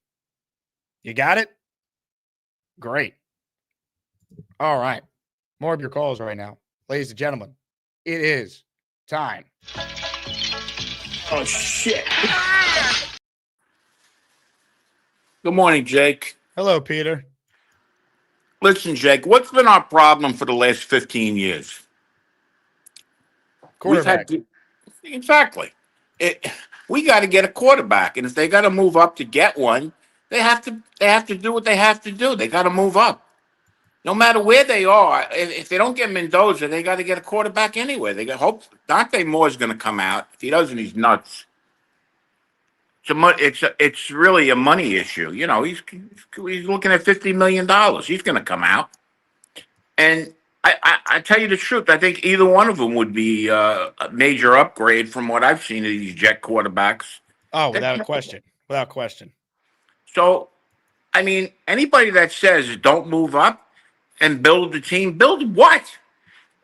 I would rather build out with free agency and later on in the draft, picking guys. Without a quarterback, you're not winning anything, nothing. And you know what? We can't wait until next year. We can wait until next year, and who knows what's going to happen next year? If this guy stinks, whoever we pick, we'll pick another one. And we'll just keep doing it until we get the right quarterback. I mean, I don't think it makes any sense to what some of these guys are saying. Wait and wait and wait. Wait for what? They stink. Right. No, not one player is going to change them. The only thing that could really change them is a quarterback. A quarterback camouflages 50% of your problems if he's good. 1,000%. And again, the idea that it would cost as much as some have speculated, I people need to look at recent trades. And if the Jets finish 3-14, which I think they have a good chance to do it, it's not going to cost nearly as much as some think it will. And you know what? If they're right, it doesn't matter what it costs if they're actually correct with their evaluation. If we have to give away 2 ones to get the number 1 pick, I would do it. You should. I would do it too. Especially because you have all the extra ones. The Colts pick, look, the Jets having the Colts pick, they're now able to trump any other team's offer. Because if you're the Titans, if you're the Giants, you want to make a deal with the Jets because you're going to be able to get a pick that you could use on this year's draft to help your team this year. If you make a deal with the Raiders, if they trade up, they don't have an extra one. So they're 1 in 2027. You got to wait a year before you can even use it. True. And I think they definitely have to go after the quarterback. Hopefully they get a defensive coordinator in here that knows what he's doing because this guy is lost in space. Our linebackers are playing 5 yards off the line of scrimmage. He blitzed up the middle yesterday one time, and he got right to the quarterback. He never did it again. I definitely we need like a Wink Martindale or a Leonard from Denver, one of those guys to come in here and straighten out this defense because this guy's playing a 1980s defense. You can't win anymore with that. And I hope you feel better, Jake. Thank you, Peter. I appreciate that. And I hope you have a show this afternoon because I'm really bored. You're the man, Peter. And before you go, hold on. This guy's been requesting it. We'll make it happen. Oh, this is what I'm going to do to you all season, little bitches. There he is. There he is. Castorini. Hey, Peter, great takes. Bart Scott was on. I was looking to Carlin and Bart Scott. I give Bart Scott, I put a lot of weight in what he says. Not quite as much weight as Allen, the NFL expert. I don't like to listen to Bart Scott. I think Allen has a much better understanding of football than Bart Scott, who played for how many years. Anyhow, Bart Scott made a good point. He made the linebacker point, Peter. He said we need to get a linebacker in here that, could hit somebody and weighs more than 215 like Sherwood. He said he wants to move Sherwood, Jake, to the outside, get rid of Quincy, and get a linebacker like, a Zach Thomas. He started making mentions of the old timers, Urlacher. He said there's a couple linebackers in college that are big enough. That's a guy we need a linebacker. Our defense has never been the same since we didn't have C.J. Mosley on the field, Jake. And that's a guy like a quarterback of an offense, a quarterback of a defense makes the defense and masks a lot of problems because if the defense is called correctly and you put guys in the right place, they look a lot better than when they look like a bunch of freaking bad news bears. The Miami was having guys go this way and our defense was going that way. We are so easy to fake out. We just have everybody running in one direction. Did you notice that, Jake and Peter, in the game? Yeah, it was like the Miami game the first time. It was the same plays. I would love to have Mike McDaniels as our offensive coordinator. He is so far ahead of what we have. It's all misdirection. Even when you're watching, you don't know who has the ball. I mean, he's really good. Right. We He's don't really give good. any misdirection. It's draw straight up the I middle. sit there, hand the ball to Breece. Go, Breece. Pick a hole. Go. Bam, bam, bam. And there he is getting nailed by 5 people. Bart Scott said we should trade to if Shedeur Sanders has a better. This is Bart Scott, not Neil. He said if he continues to play well, he said he had 300 yards of passing yesterday, which is more than any of our quarterbacks had this year. He said we should give a 4th rounder for Shedeur, bring him on the team and let Tyrod Taylor work with him. He wants Tyrod to come in as a number 3, never see the field like we used to do with what we did with the other quarterbacks that we've had in the past. They need to draft a quarterback, Neil. That's what. And draft one. Absolutely. Not a question. I want our own quarterback. I want a quarterback that we draft and that we groom to become the answer to the problem, because we have a lot of problems, but a lot of it is not being masked because we have no quarterback play. It's horrible. The quarterback play, I don't know if you realize it or not, but you get a good quarterback, the defense doesn't look half as bad as it looks now. I mean, you need one. You have to get a quarterback, or you're going to go through another 15 years of doing nothing. It's my opinion. I keep thinking of Peter on top of that mountaintop, Jake, a few years ago. When he was when we were in hell. Remember, Jake? You got that one up there? Tee that one up. That was the best. We're going to stink for another 15 years. Remember that one, Jake?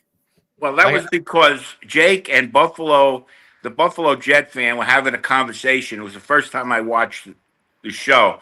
And I said, look at these two guys. They're fucking nuts. They're talking like Salah's great. Oh, what are they kidding? They're worried about who we're going to draft. We're going to draft this one. And the coaching staff stinks. And you know what? We may have the same problem again. Oh, yeah. Because the biggest mistake they made is not firing this whole crew of shitheads before the season started. The coaches can't make decisions. They don't correct anything. I mean, this is a joke. Jake, that's the Peter intro that I want to see. I don't want to see him on a bicycle. I don't want to see him.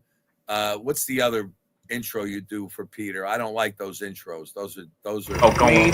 This is for you.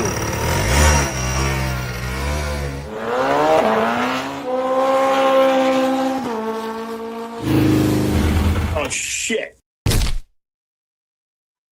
That one I like.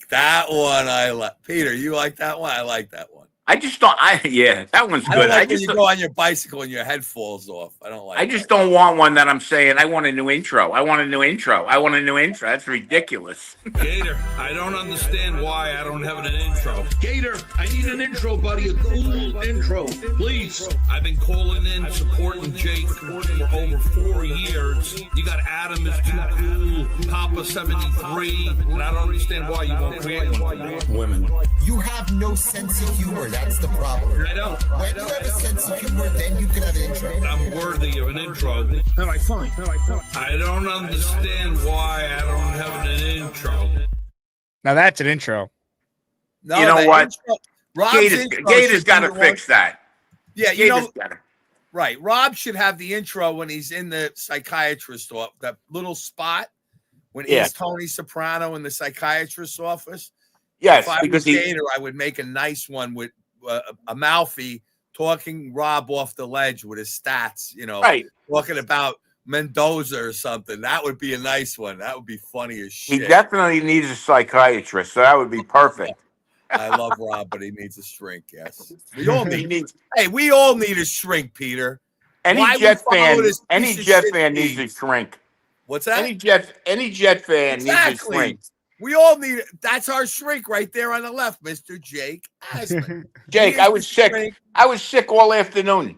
After the score was like 14-0, I said, why am I watching this? Why am I even watching it? I mean, they had 3 points on offense yesterday, if you think about it. Like, they had the punt return that was 7, then they had a field goal. That was it. Jake, realistically, they should have lost to Cincinnati. They should have lost to Cleveland. They could easily have gone 1-15 or 1-16, very easily. Yeah, but if you play that game, Peter, they easily should have won week 1. They Yeah. outplayed Pittsburgh, right? They could have easily won the London game against the Broncos if Glenn, got his head out of his what and went the Tyrod at any point. So, like, they're not a good team, but you could play that game. They should have won this, should have lost that with almost every game. That's true. The best was Johnny Boy. Johnny from Worldwide, Jake. He said yesterday, "Oh, we still technically are in the playoff hunt." They were alive. I heard that yesterday. That's the guy that needs to shrink. Yeah. That thought we had a chance to make the playoffs before the game yesterday. Everybody wanted to see Cook.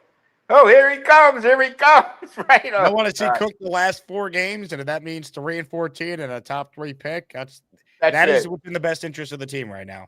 I'm tanking. Tanking is in the best interest of the team. I will say this to you. You're not even losing on purpose. You're just not good enough to win if he's probably your quarterback the last 4. Look at their schedule. The only game I think they might be able to win is New Orleans. Right. Well, I don't even think they can win that game.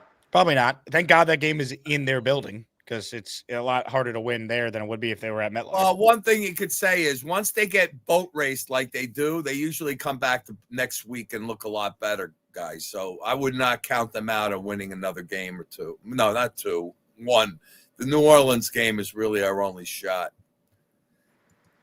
And I want to tell you something. 0-6. Jake, you put that stat up. I don't think any new coach for us was 0-6 against the division, were they? Wait. What are you talking about? The Jet coaches against the AFC East? Salah was 0-6. You put first-year coaches up against the AFC earlier in the show. Yeah. And I don't think anybody was 0-6. Salah was 0-6 his first year. Salah was 0-6. Oh. Salah's a very good defensive coordinator. He's not a head coach. No, he's not. Gase was 1. So Gase had 2 wins in his first year. Rex had 2. Mangini had 4. Herm had 4. Glenn's going to finish with 0 in all likelihood. Yeah. In fact, the best coach we ever had we had 2 great coaches, Weeb Eubank and Bill Parcells. Those are the 2 best. Yeah. Rex had a nice run, but it's ultimately, Glenn's got a lot to prove, but whether he's the coach or not, they need to get a quarterback for whoever the coach is of the future. Definitely need a quarterback, and they definitely need a defensive coordinator. 100%. Hey, Jake, did you take NyQuil? Do you ever take NyQuil at night? It usually gets me back the next day. I get out of you. I took it last night. I'm on all sorts of stuff right now. I'll be guzzling some soup, and we'll see if we can do an afternoon show today. Take some Dayquil. Yep, that's what I'm on right now. Feel better, Jake. Good seeing you. I'll be down in Florida soon, Peter. I can't wait to get out of this. It's cold as a witch's booby out here today. It's cold, man, right? It's Jake? cold as a witch's. I feel bad for you. But you know what? If you want to really feel better, Neil, get a bucket of water, warm it up, and stick your foot in it. Yeah, okay. Ladies and gentlemen, Neil and Peter Castro. Jets, Jets. What a segment. Home stretch here. Comments, questions, super chats. They cut the line. Ladies and gentlemen, let's say hello to a man who needs no introduction. I'm not going to waste my time on other shit that doesn't make any sense. How are your eyes? Are they all shot? They're all shot, Beast. We're hanging in. Oh, get some Alka-Seltzer while you're at. You're gonna need it. Get the orange. The orange Alka-Seltzer. Let me just tell you about the Alka-Seltzer. It tastes like Crush a little bit, but when you guzzle it down, sure, it's gonna have that little, that little after effect. But you'll feel better after you have it. But get some rest. Have some soup. Get some Mexican food. Get some hot sauce in you, and because that actually will clean you out. That will clean you out. That actually helped. It helped me out a couple of times. And if you ever get a chance to try some pozole. Did you ever try pozole? What now? Did you ever try pozole? I don't believe so. It's a I don't know what that is. It's Mexican soup. It's Mexican really soup. good. I'm gonna tell you, it's really good. If you put a little hot sauce in the pozole, you're gonna go, wow, this is sure will help. Try it out. And believe me, when you try this, You're going to thank me tomorrow. All right. I'll keep that in mind, Beast. Oh, and I got something for Mr. Gator. A little Christmas card for him. Oh. Yeah, it's called Everyone's Getting Their Christmas Cards. That's right. And your name is on the list next. It's called Everybody's Getting One. Ho, ho, big cho. Now let's get to facts here. The end zones look nice, but that 50-yard line, you know what they need to bring back? Bring back that red circle where it says Meadowlands at the top, New Jersey on the bottom, with the state of New Jersey right there, right in the center. You don't remember seeing that, do you? Do you remember seeing that? That's a long time ago. Look it up. Look it up online. Just go to the Google Pics. Put in the old Giant Stadium look. You'll see it right there. But our boys need to hear this out. I think it's time. Certain people have to go. Is that a turtleneck you're wearing, Beast? We're wearing Army, baby. But Wilkes has to go. I'm sorry. He doesn't qualify. He's not qualified for this job. He's too lazy. He doesn't know what he's doing. He looks like I don't know. I'm lost. It's like, dude, where's your head? Is it up your ass, or are you gonna stand there with there? But Aaron Glenn needs to do something called. He needs to go back to the training room, reevaluate himself, get some balls back in him like he used to do the first 30 years before he came here, and find. He needs to go and find himself. Because hey, Leon says, "What's Wilkes' first name?" It's always Steve. But like I'm gonna tell you, the team needs a good swift kick in the ass. We're going to have to go get new players, and I don't think Tyrod's gonna come back. Nah, he's done. He's too old. He's too banged up. Justin Fields is a crybaby. Brady Cook, he's not ready. Not ready. He's not prepared. He looks like a young kid, a great young kid, but he's not ready yet. He has to go back down, to the minors. He's not ready. And, the reason why I say he needs to go back down to the minors, he doesn't have that capability, to go out there and, do what he did. But sure, he may have gotten punched around a couple of times, but he's not ready yet. He's not ready for the big time yet. Maybe a year or two, yeah, but not right now at this current state at the moment in time. We're gonna finish these 4 games out. Jacksonville, I don't know. I don't know about that one. But New Orleans maybe, but New England, Buffalo, it's slim chance. But like I said, try and get better. Get some and get some fluids in you, and get that Alka-Seltzer today. It's good. Do you have a Walmart by you by any chance? Perhaps I do. I'm asking you. Yeah, I asked you, do you have a Walmart by you? I do. Good. Get yourself some Alka-Seltzer. It's going to run $6 or $8, but this will work. Just only have one thing of Alka-Seltzer every 8 hours. 8. This will help. I'm the global beast. I'm gonna save the universe for Great advice, Beast. Thank you. Ladies and gentlemen, we have JJ and then Kyle Clifton still on the line. Ladies and gentlemen, JJ is first. Hello, JJ. Yo. So let me ask you a question. Who do you think has a higher ceiling? What's the name for Mendoza or Shedeur Sanders? I like Fernando Mendoza. Do you think he has a higher ceiling than Shedeur after what you just seen against the Tennessee Titans yesterday? Yes. Well, I disagree with you. I went back and I looked at pretty much every single Tennessee Titan game and looked at the stat line. Obviously, it's a stat line, so it is what it is. But he's pretty much had the best offensive production from a quarterback against the Titans all season. No other quarterback had 4 touchdowns and 360 yards plus against the Titans. So I know everyone's going to say, yeah, the Titans stink and yada, yada, yada. But, I mean, no other quarterback did what he did against them. So that's a notch in his belt. And considering that this is his third game starting, and we've seen him play decently, fairly well in all 3 games. I mean, yeah, he's made some stupid decisions at times, but overall, the arm talent is there. I don't think why can't I say his first name? I don't think Mendoza, though, has the arm talent that Shador has. And if you just look at what he's been able to do throughout his career, I mean, even in college, he had better stats in college than Mendoza did. And albeit Mendoza, is probably going to win a Heisman, and Shador couldn't sniff the Heisman polls.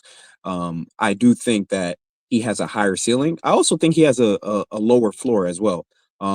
So with that being said, and I might be on my own. Trade for Mendoza or for Shador. That's your take here. My take here is I think that if we can't get Mendoza with our own draft pick, if we have to trade up and it's going to cost us a first round pick, I would rather use maybe a third round pick for Shador Sanders and let that be the answer than trade away a first round pick to trade up to get Mendoza, because Mendoza, why would decent. Cleveland trade you Shador? Like, why wouldn't they? Because they clearly don't want him, Jake. They clearly don't want him as their starting quarterback. It's pretty obvious that they don't want him, and they believe in Dylan Gabriel, and they want to go back to Dylan Gabriel. They don't believe in Dylan Gabriel. That's not true. Okay, well, so if they didn't believe in Dylan Gabriel, why were they so hesitant to let Shador start over him? I think they thought that Gabriel was better than Shador, and then once Gabriel got hurt and Shador came in and has played okay through 3 games, they're going to give an evaluation to Shador before deciding if they're going to take a quarterback in this year's draft. Yeah, but if they are going to take a quarterback in this year's draft, and it becomes obvious that they're going to want a quarterback in this year's draft, then I think they would part way with Shador for a 3rd or 4th round pick, because they got him for a 5th and they don't need him. They have Dylan Gabriel that could be their backup. So all I'm saying is that if we're not able to get Mendoza with our pick and we have to trade up a first, say that again. What about Dante Moore? Yeah, I mean, I like Dante Moore too. I would pick Dante Moore over Mendoza. I think he has. I don't want Shador Shador Sanders on the Jets. I want them to take someone in the 1st round. But that's a silly thing to say. You don't want a quarterback who's played well in college, who probably could have been a higher pick if it wasn't for all the theatrics around him. Who's playing? That's why I don't want him. That's why I don't want him. I don't think it works in New York. I mean, that's kind of silly to say, man. At the end of the day, he's a football player and he's a good football player. And we're always going to look at players and say, "Oh, I don't want this." He's been okay. Say again? He's been okay. I don't want Shador Sanders. 1, I don't know if the Browns would even trade him. 2, I think there's a chance that they fire Stefanski and their GM there and they're starting over. And 3, I think Fernando Mendoza is a better fit for the Jets than Shador Sanders is, personally. Okay, but at the end of the day, you should want the best player available. And I think that Mendoza's a better quarterback than Shador Sanders.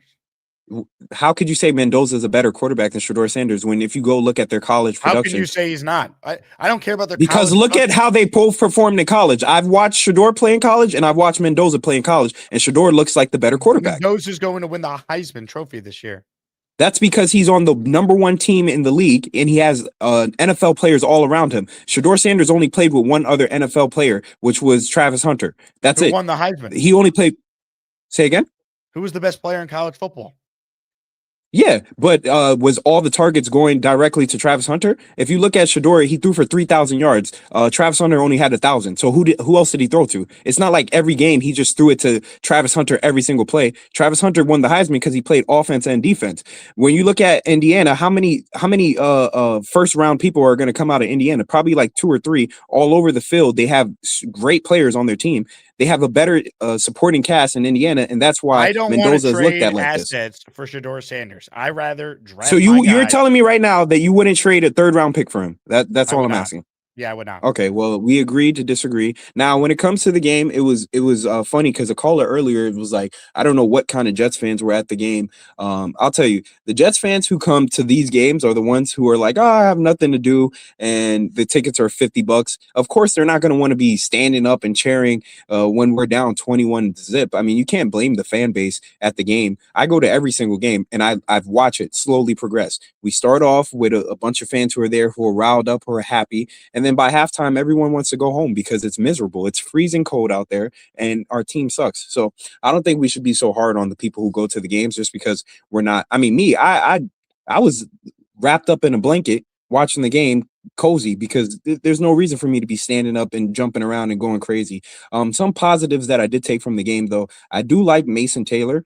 I think he's a really good tight end, and I really like our special teams coach. So I know you've been asking what can we say Aaron Glenn is on? I mean, he's the head coach and he has a special teams that's playing really good. So I mean, maybe you give him some credit for that. But other than that, I don't really know what to think of Aaron Glenn. I already said at the beginning of the year that I think he should be fired unless we win out, and clearly that's not happening. In terms of his personality and his energy, I do like that. However, the schematics of the game, I just don't understand.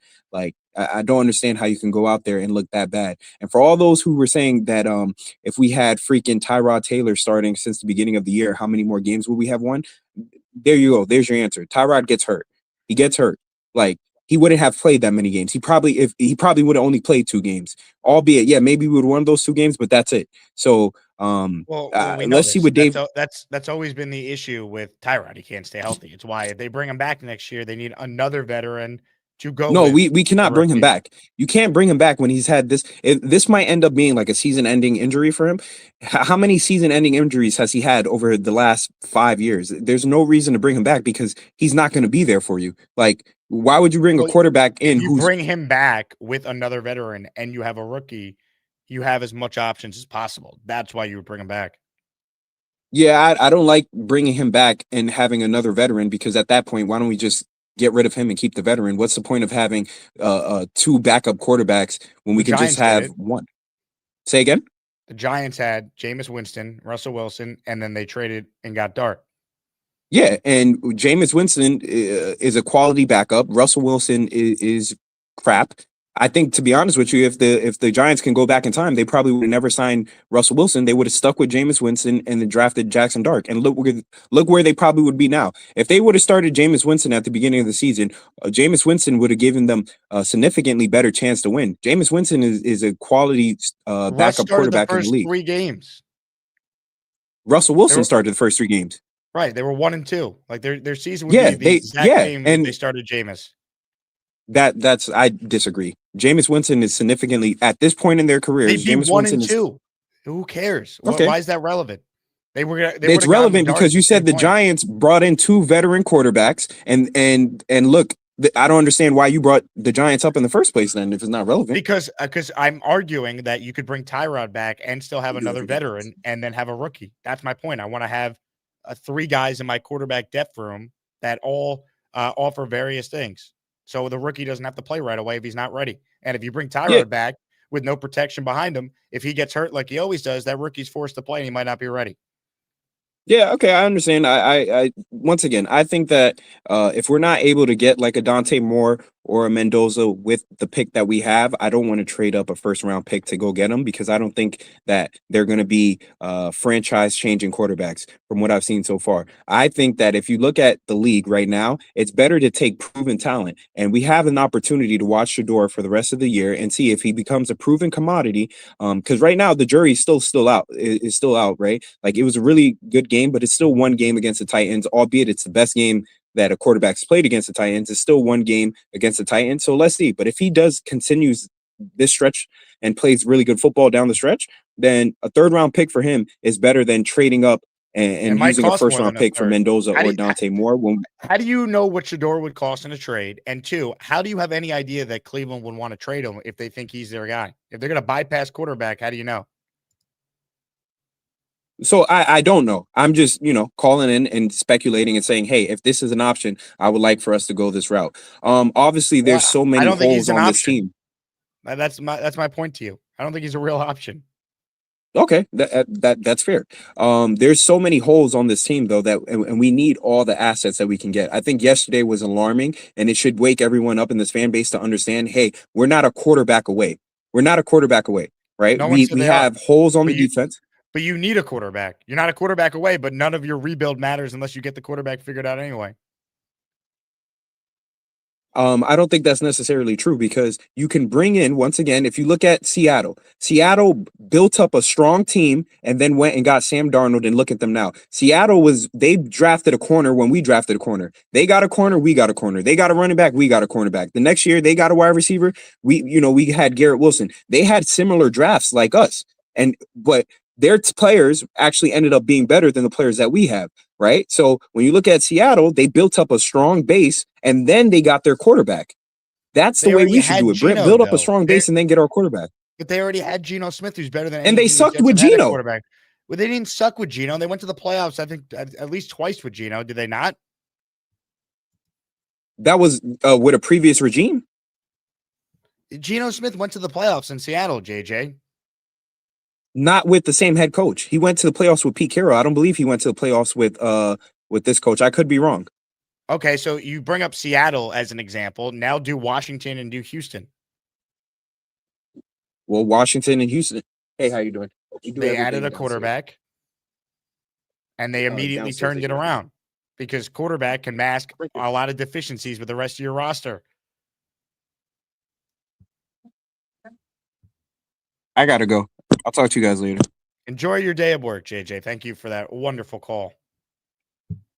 Like, come on, man. The people that say they don't want to trade anything for a quarterback, it's so lazy. Like, you want the perfect roster before you insert the quarterback in. That doesn't happen in the NFL. It doesn't. They made the playoffs twice with Geno, by the way. Jamal looked it up. Even if Mike McDonald, the head coach there, didn't, it was the same GM. You need baseline competency at quarterback to make the playoffs. And JJ's obsession with Shedeur Sanders. Why?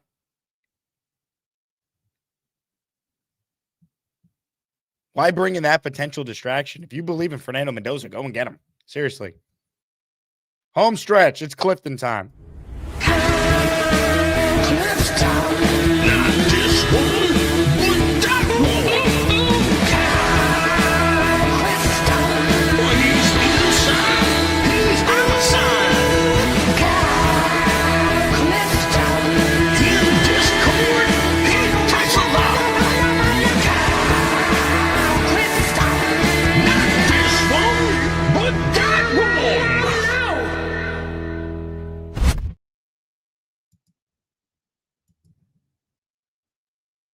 Kyle, why can't we hear you? Yeah, I can't hear. Call back real quick, Kyle, because we're having a hard time hearing your audio there. I'm not sure what the problem was. Let's go to Brandon in the meantime. Before I go to Brandon, though, last chance to get in the raffle. I'm starting to count the names. Giving away a Jets jersey at the end here. You pick the player you wanted in. We only have 2 memberships the entire excuse me. The entire show. So I'm going to gift the membership right now. And if you get a membership for me, I'm going to enter you in our raffle. So we're going to do that shortly here. But in the meantime, let's go to Brandon, who's next. Hey, Brandon. Hey, what's going on? What's going on, Jake? How you doing? What's up, Brandon? Good, good. Thanks for the line. Oh, I don't know what just happened. Okay. So, first of all, I feel better, man. Being sick sucks. But, thanks, dude. Nice to see you you hanging on for us, man. We appreciate it. So I just wanted to, I don't understand the Shedeur comment either, or the Shedeur love. I mean, the best thing as Jets fans, we can hope, is that Cleveland loves Shedeur because they're ahead of us right now. Right. We don't know if they're going to win more games. But the best thing for Jets fans, if you want to move up in the draft and not give up assets, I'm on that team.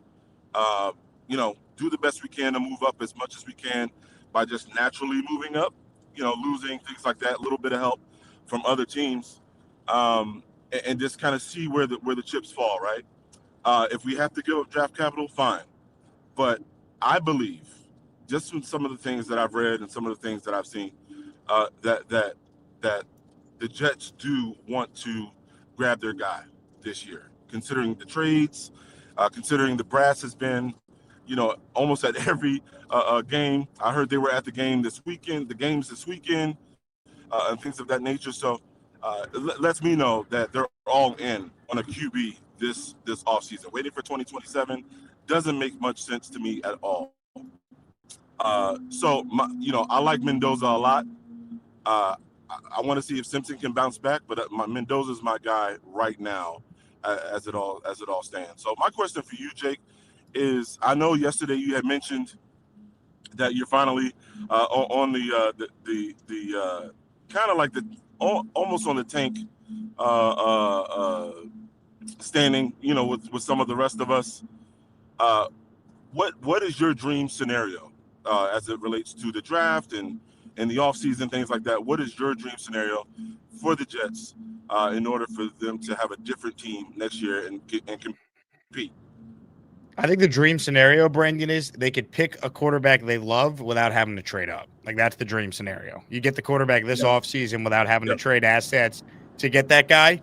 And if you do have to trade assets, the higher you're picking, in theory, the less you'd have to give up, which is why I think losing at this point is better than winning a meaningless game here with 4 games to go.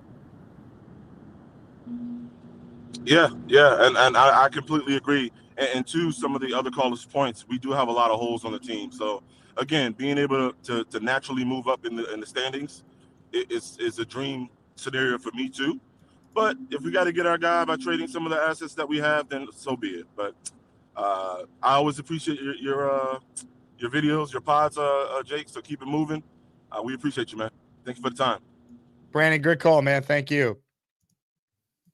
Some memberships here. I gifted a channel membership. It went to listener Daniel Chan. Daniel, you're in the raffle for 1. Who wanna fly with them Jets? Call It Out has gifted a channel membership.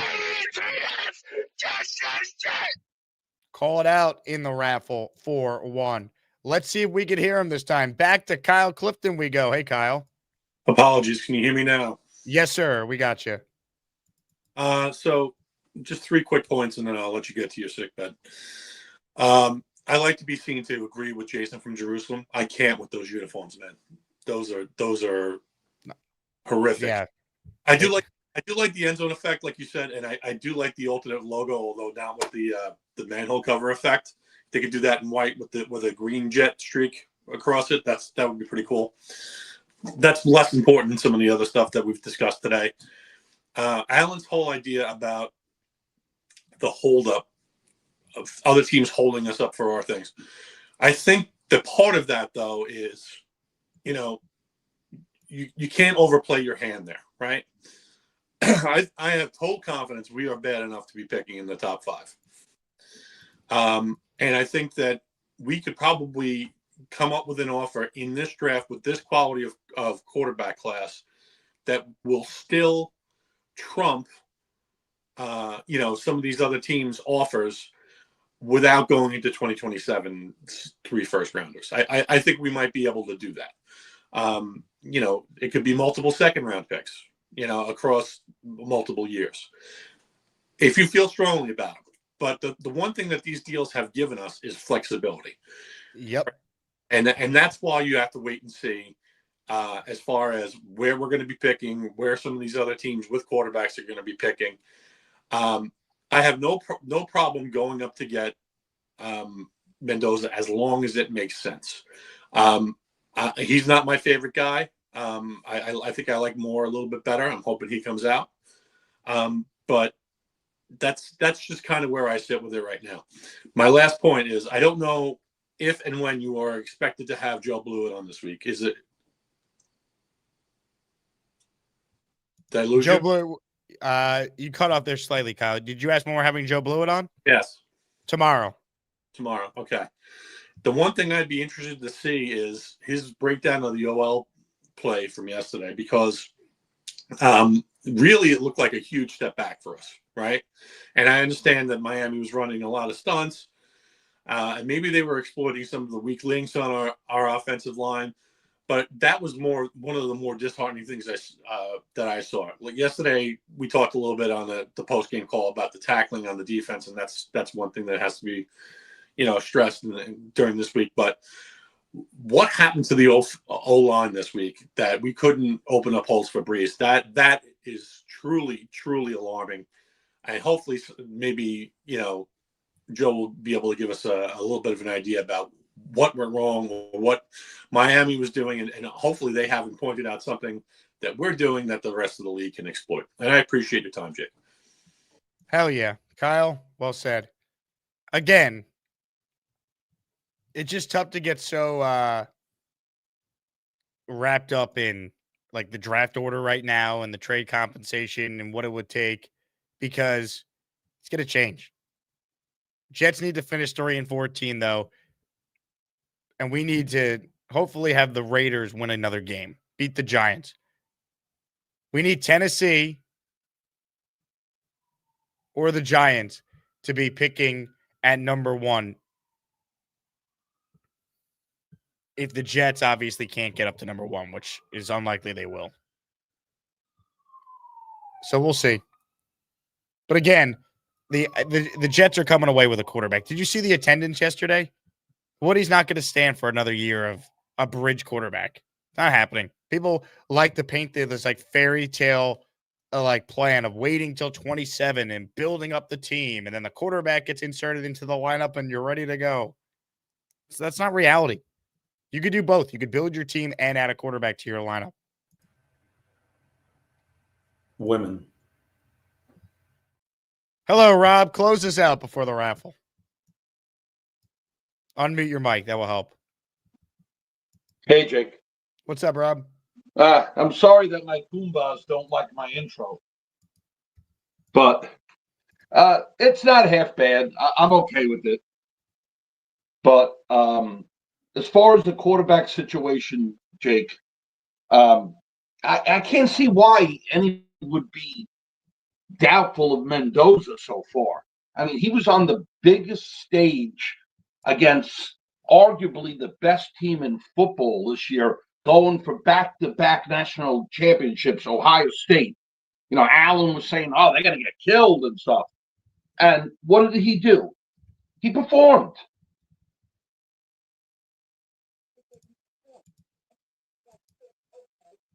Rob, we can't hear you. Did you put your finger on the mic? Rob, did you put your finger on the mic? Thank you, Rob. Your finger was on the mic, Rob. We couldn't hear you. You were covering your microphone. I'll try one more time. Rob, don't have your finger on the mic. We can't hear you, Rob.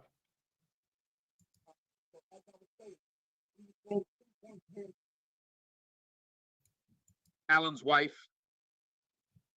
Rob, we can't hear you. Now, something's wrong with your phone.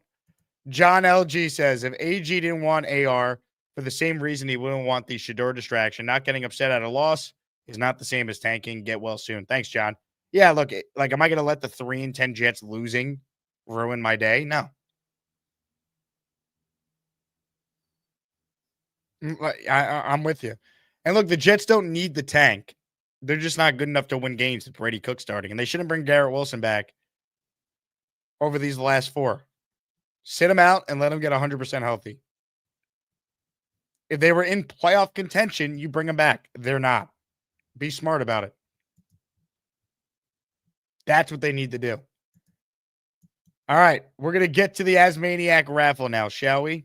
Ladies and gentlemen, the Wheel of Champions needs to be spun. Someone's going to win a Jets Legends jersey. It's time to announce the winners of the weekly Asmaniac raffle. Let's spin the Jake Asman Show Wheel of Champions and find out which Asmaniac is winning an epic prize.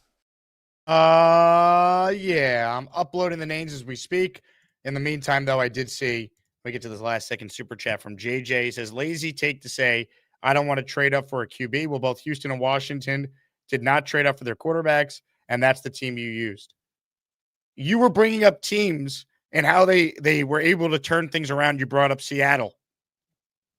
So I brought up 2 other teams that were able to get their quarterbacks and then turn it around instantly. Because your whole argument was you didn't want to trade any picks to get a quarterback. So how do we know the Jets would have to trade up to get their quarterback, JJ? If they're at 3, let's say they take Dante Moore. How do we know? And there's teams that did trade up for their quarterbacks, and they turned it around.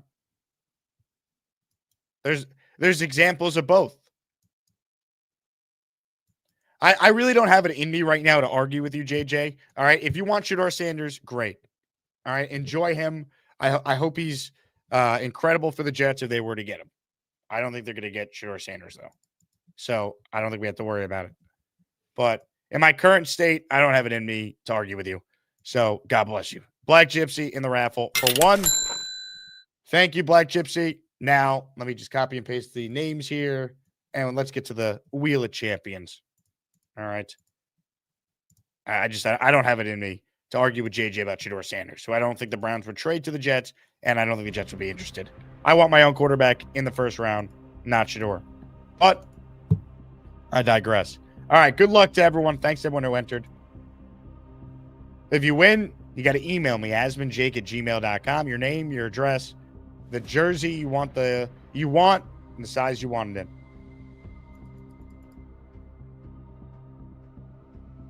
Ladies and gentlemen, your winner is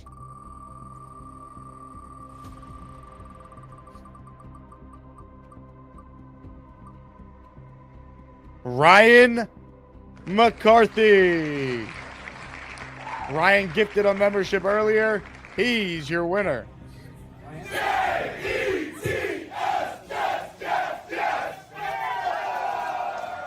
Congratulations to Ryan McCarthy. Ryan, shoot me an email and we'll get your jersey ordered for you this week. Ryan entered the raffle at 10:23 a.m. And looky here. And he's in the chat saying, yo, congrats, Ryan. Appreciate your support of the show. And we'll get your jersey ordered for you this week. All right. We may or may not be back this afternoon. I'll see how I'm feeling. Thank you to Joe Benigno, who joined us in his weekly spot on a Monday. Glenn spoke earlier. I was going to play you some of it, but I'm going to listen to it myself, and we'll talk more about it this afternoon. But again, thank you guys for your support. I'll leave you with a great moment in Asmaniac history. Sit back and enjoy, and we'll talk to you this afternoon. JETS, Jets, Jets, Jets. Well, Bobby Midnight, he was hoping that he'd talk to her. Why does he want to talk to her? He's a big fan of her work. That's why he wants to talk to her. Are you saying Bobby Midnight is a horn dog? Yeah, that's exactly what I'm saying. Once you remove the idea that you want to have sex with them, most women don't really have anything interesting to say. And that's not a sign of Ariel or anyone in particular. It's just here we go, observation. Here we go. Once you take sex out of it, they don't really have that much that's interesting to say. And especially if they're like an 8 or above, they're useless because they've never had to be interesting because everything they've gotten in their life is based solely on one thing, their sex appeal. Ariel's my friend. She likes me. I'm not going to jump a bones like you think.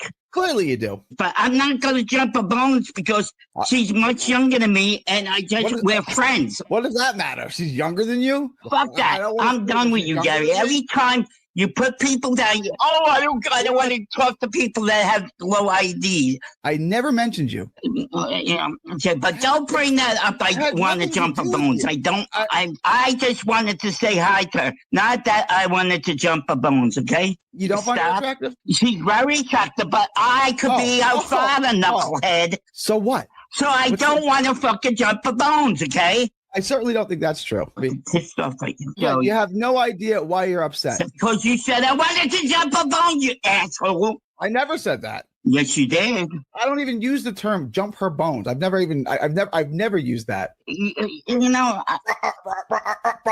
Yeah. I wanted to jump a bone, you asshole. She's very attractive. Yeah. I wanted to jump a bones. It's becoming a trend. Did he power off his phone? You never know what you're gonna get on the show. You know, yeah. I wanted to jump a bone, you asshole. She's very attractive. Yeah. I wanted to jump a bones. It's becoming a trend. Oh, hi. Jake wants me to ask you to click on the like button. That's right, Lane. And if they don't subscribe to the Jake Asman Show, this team may never win another game. Let's go, Jets.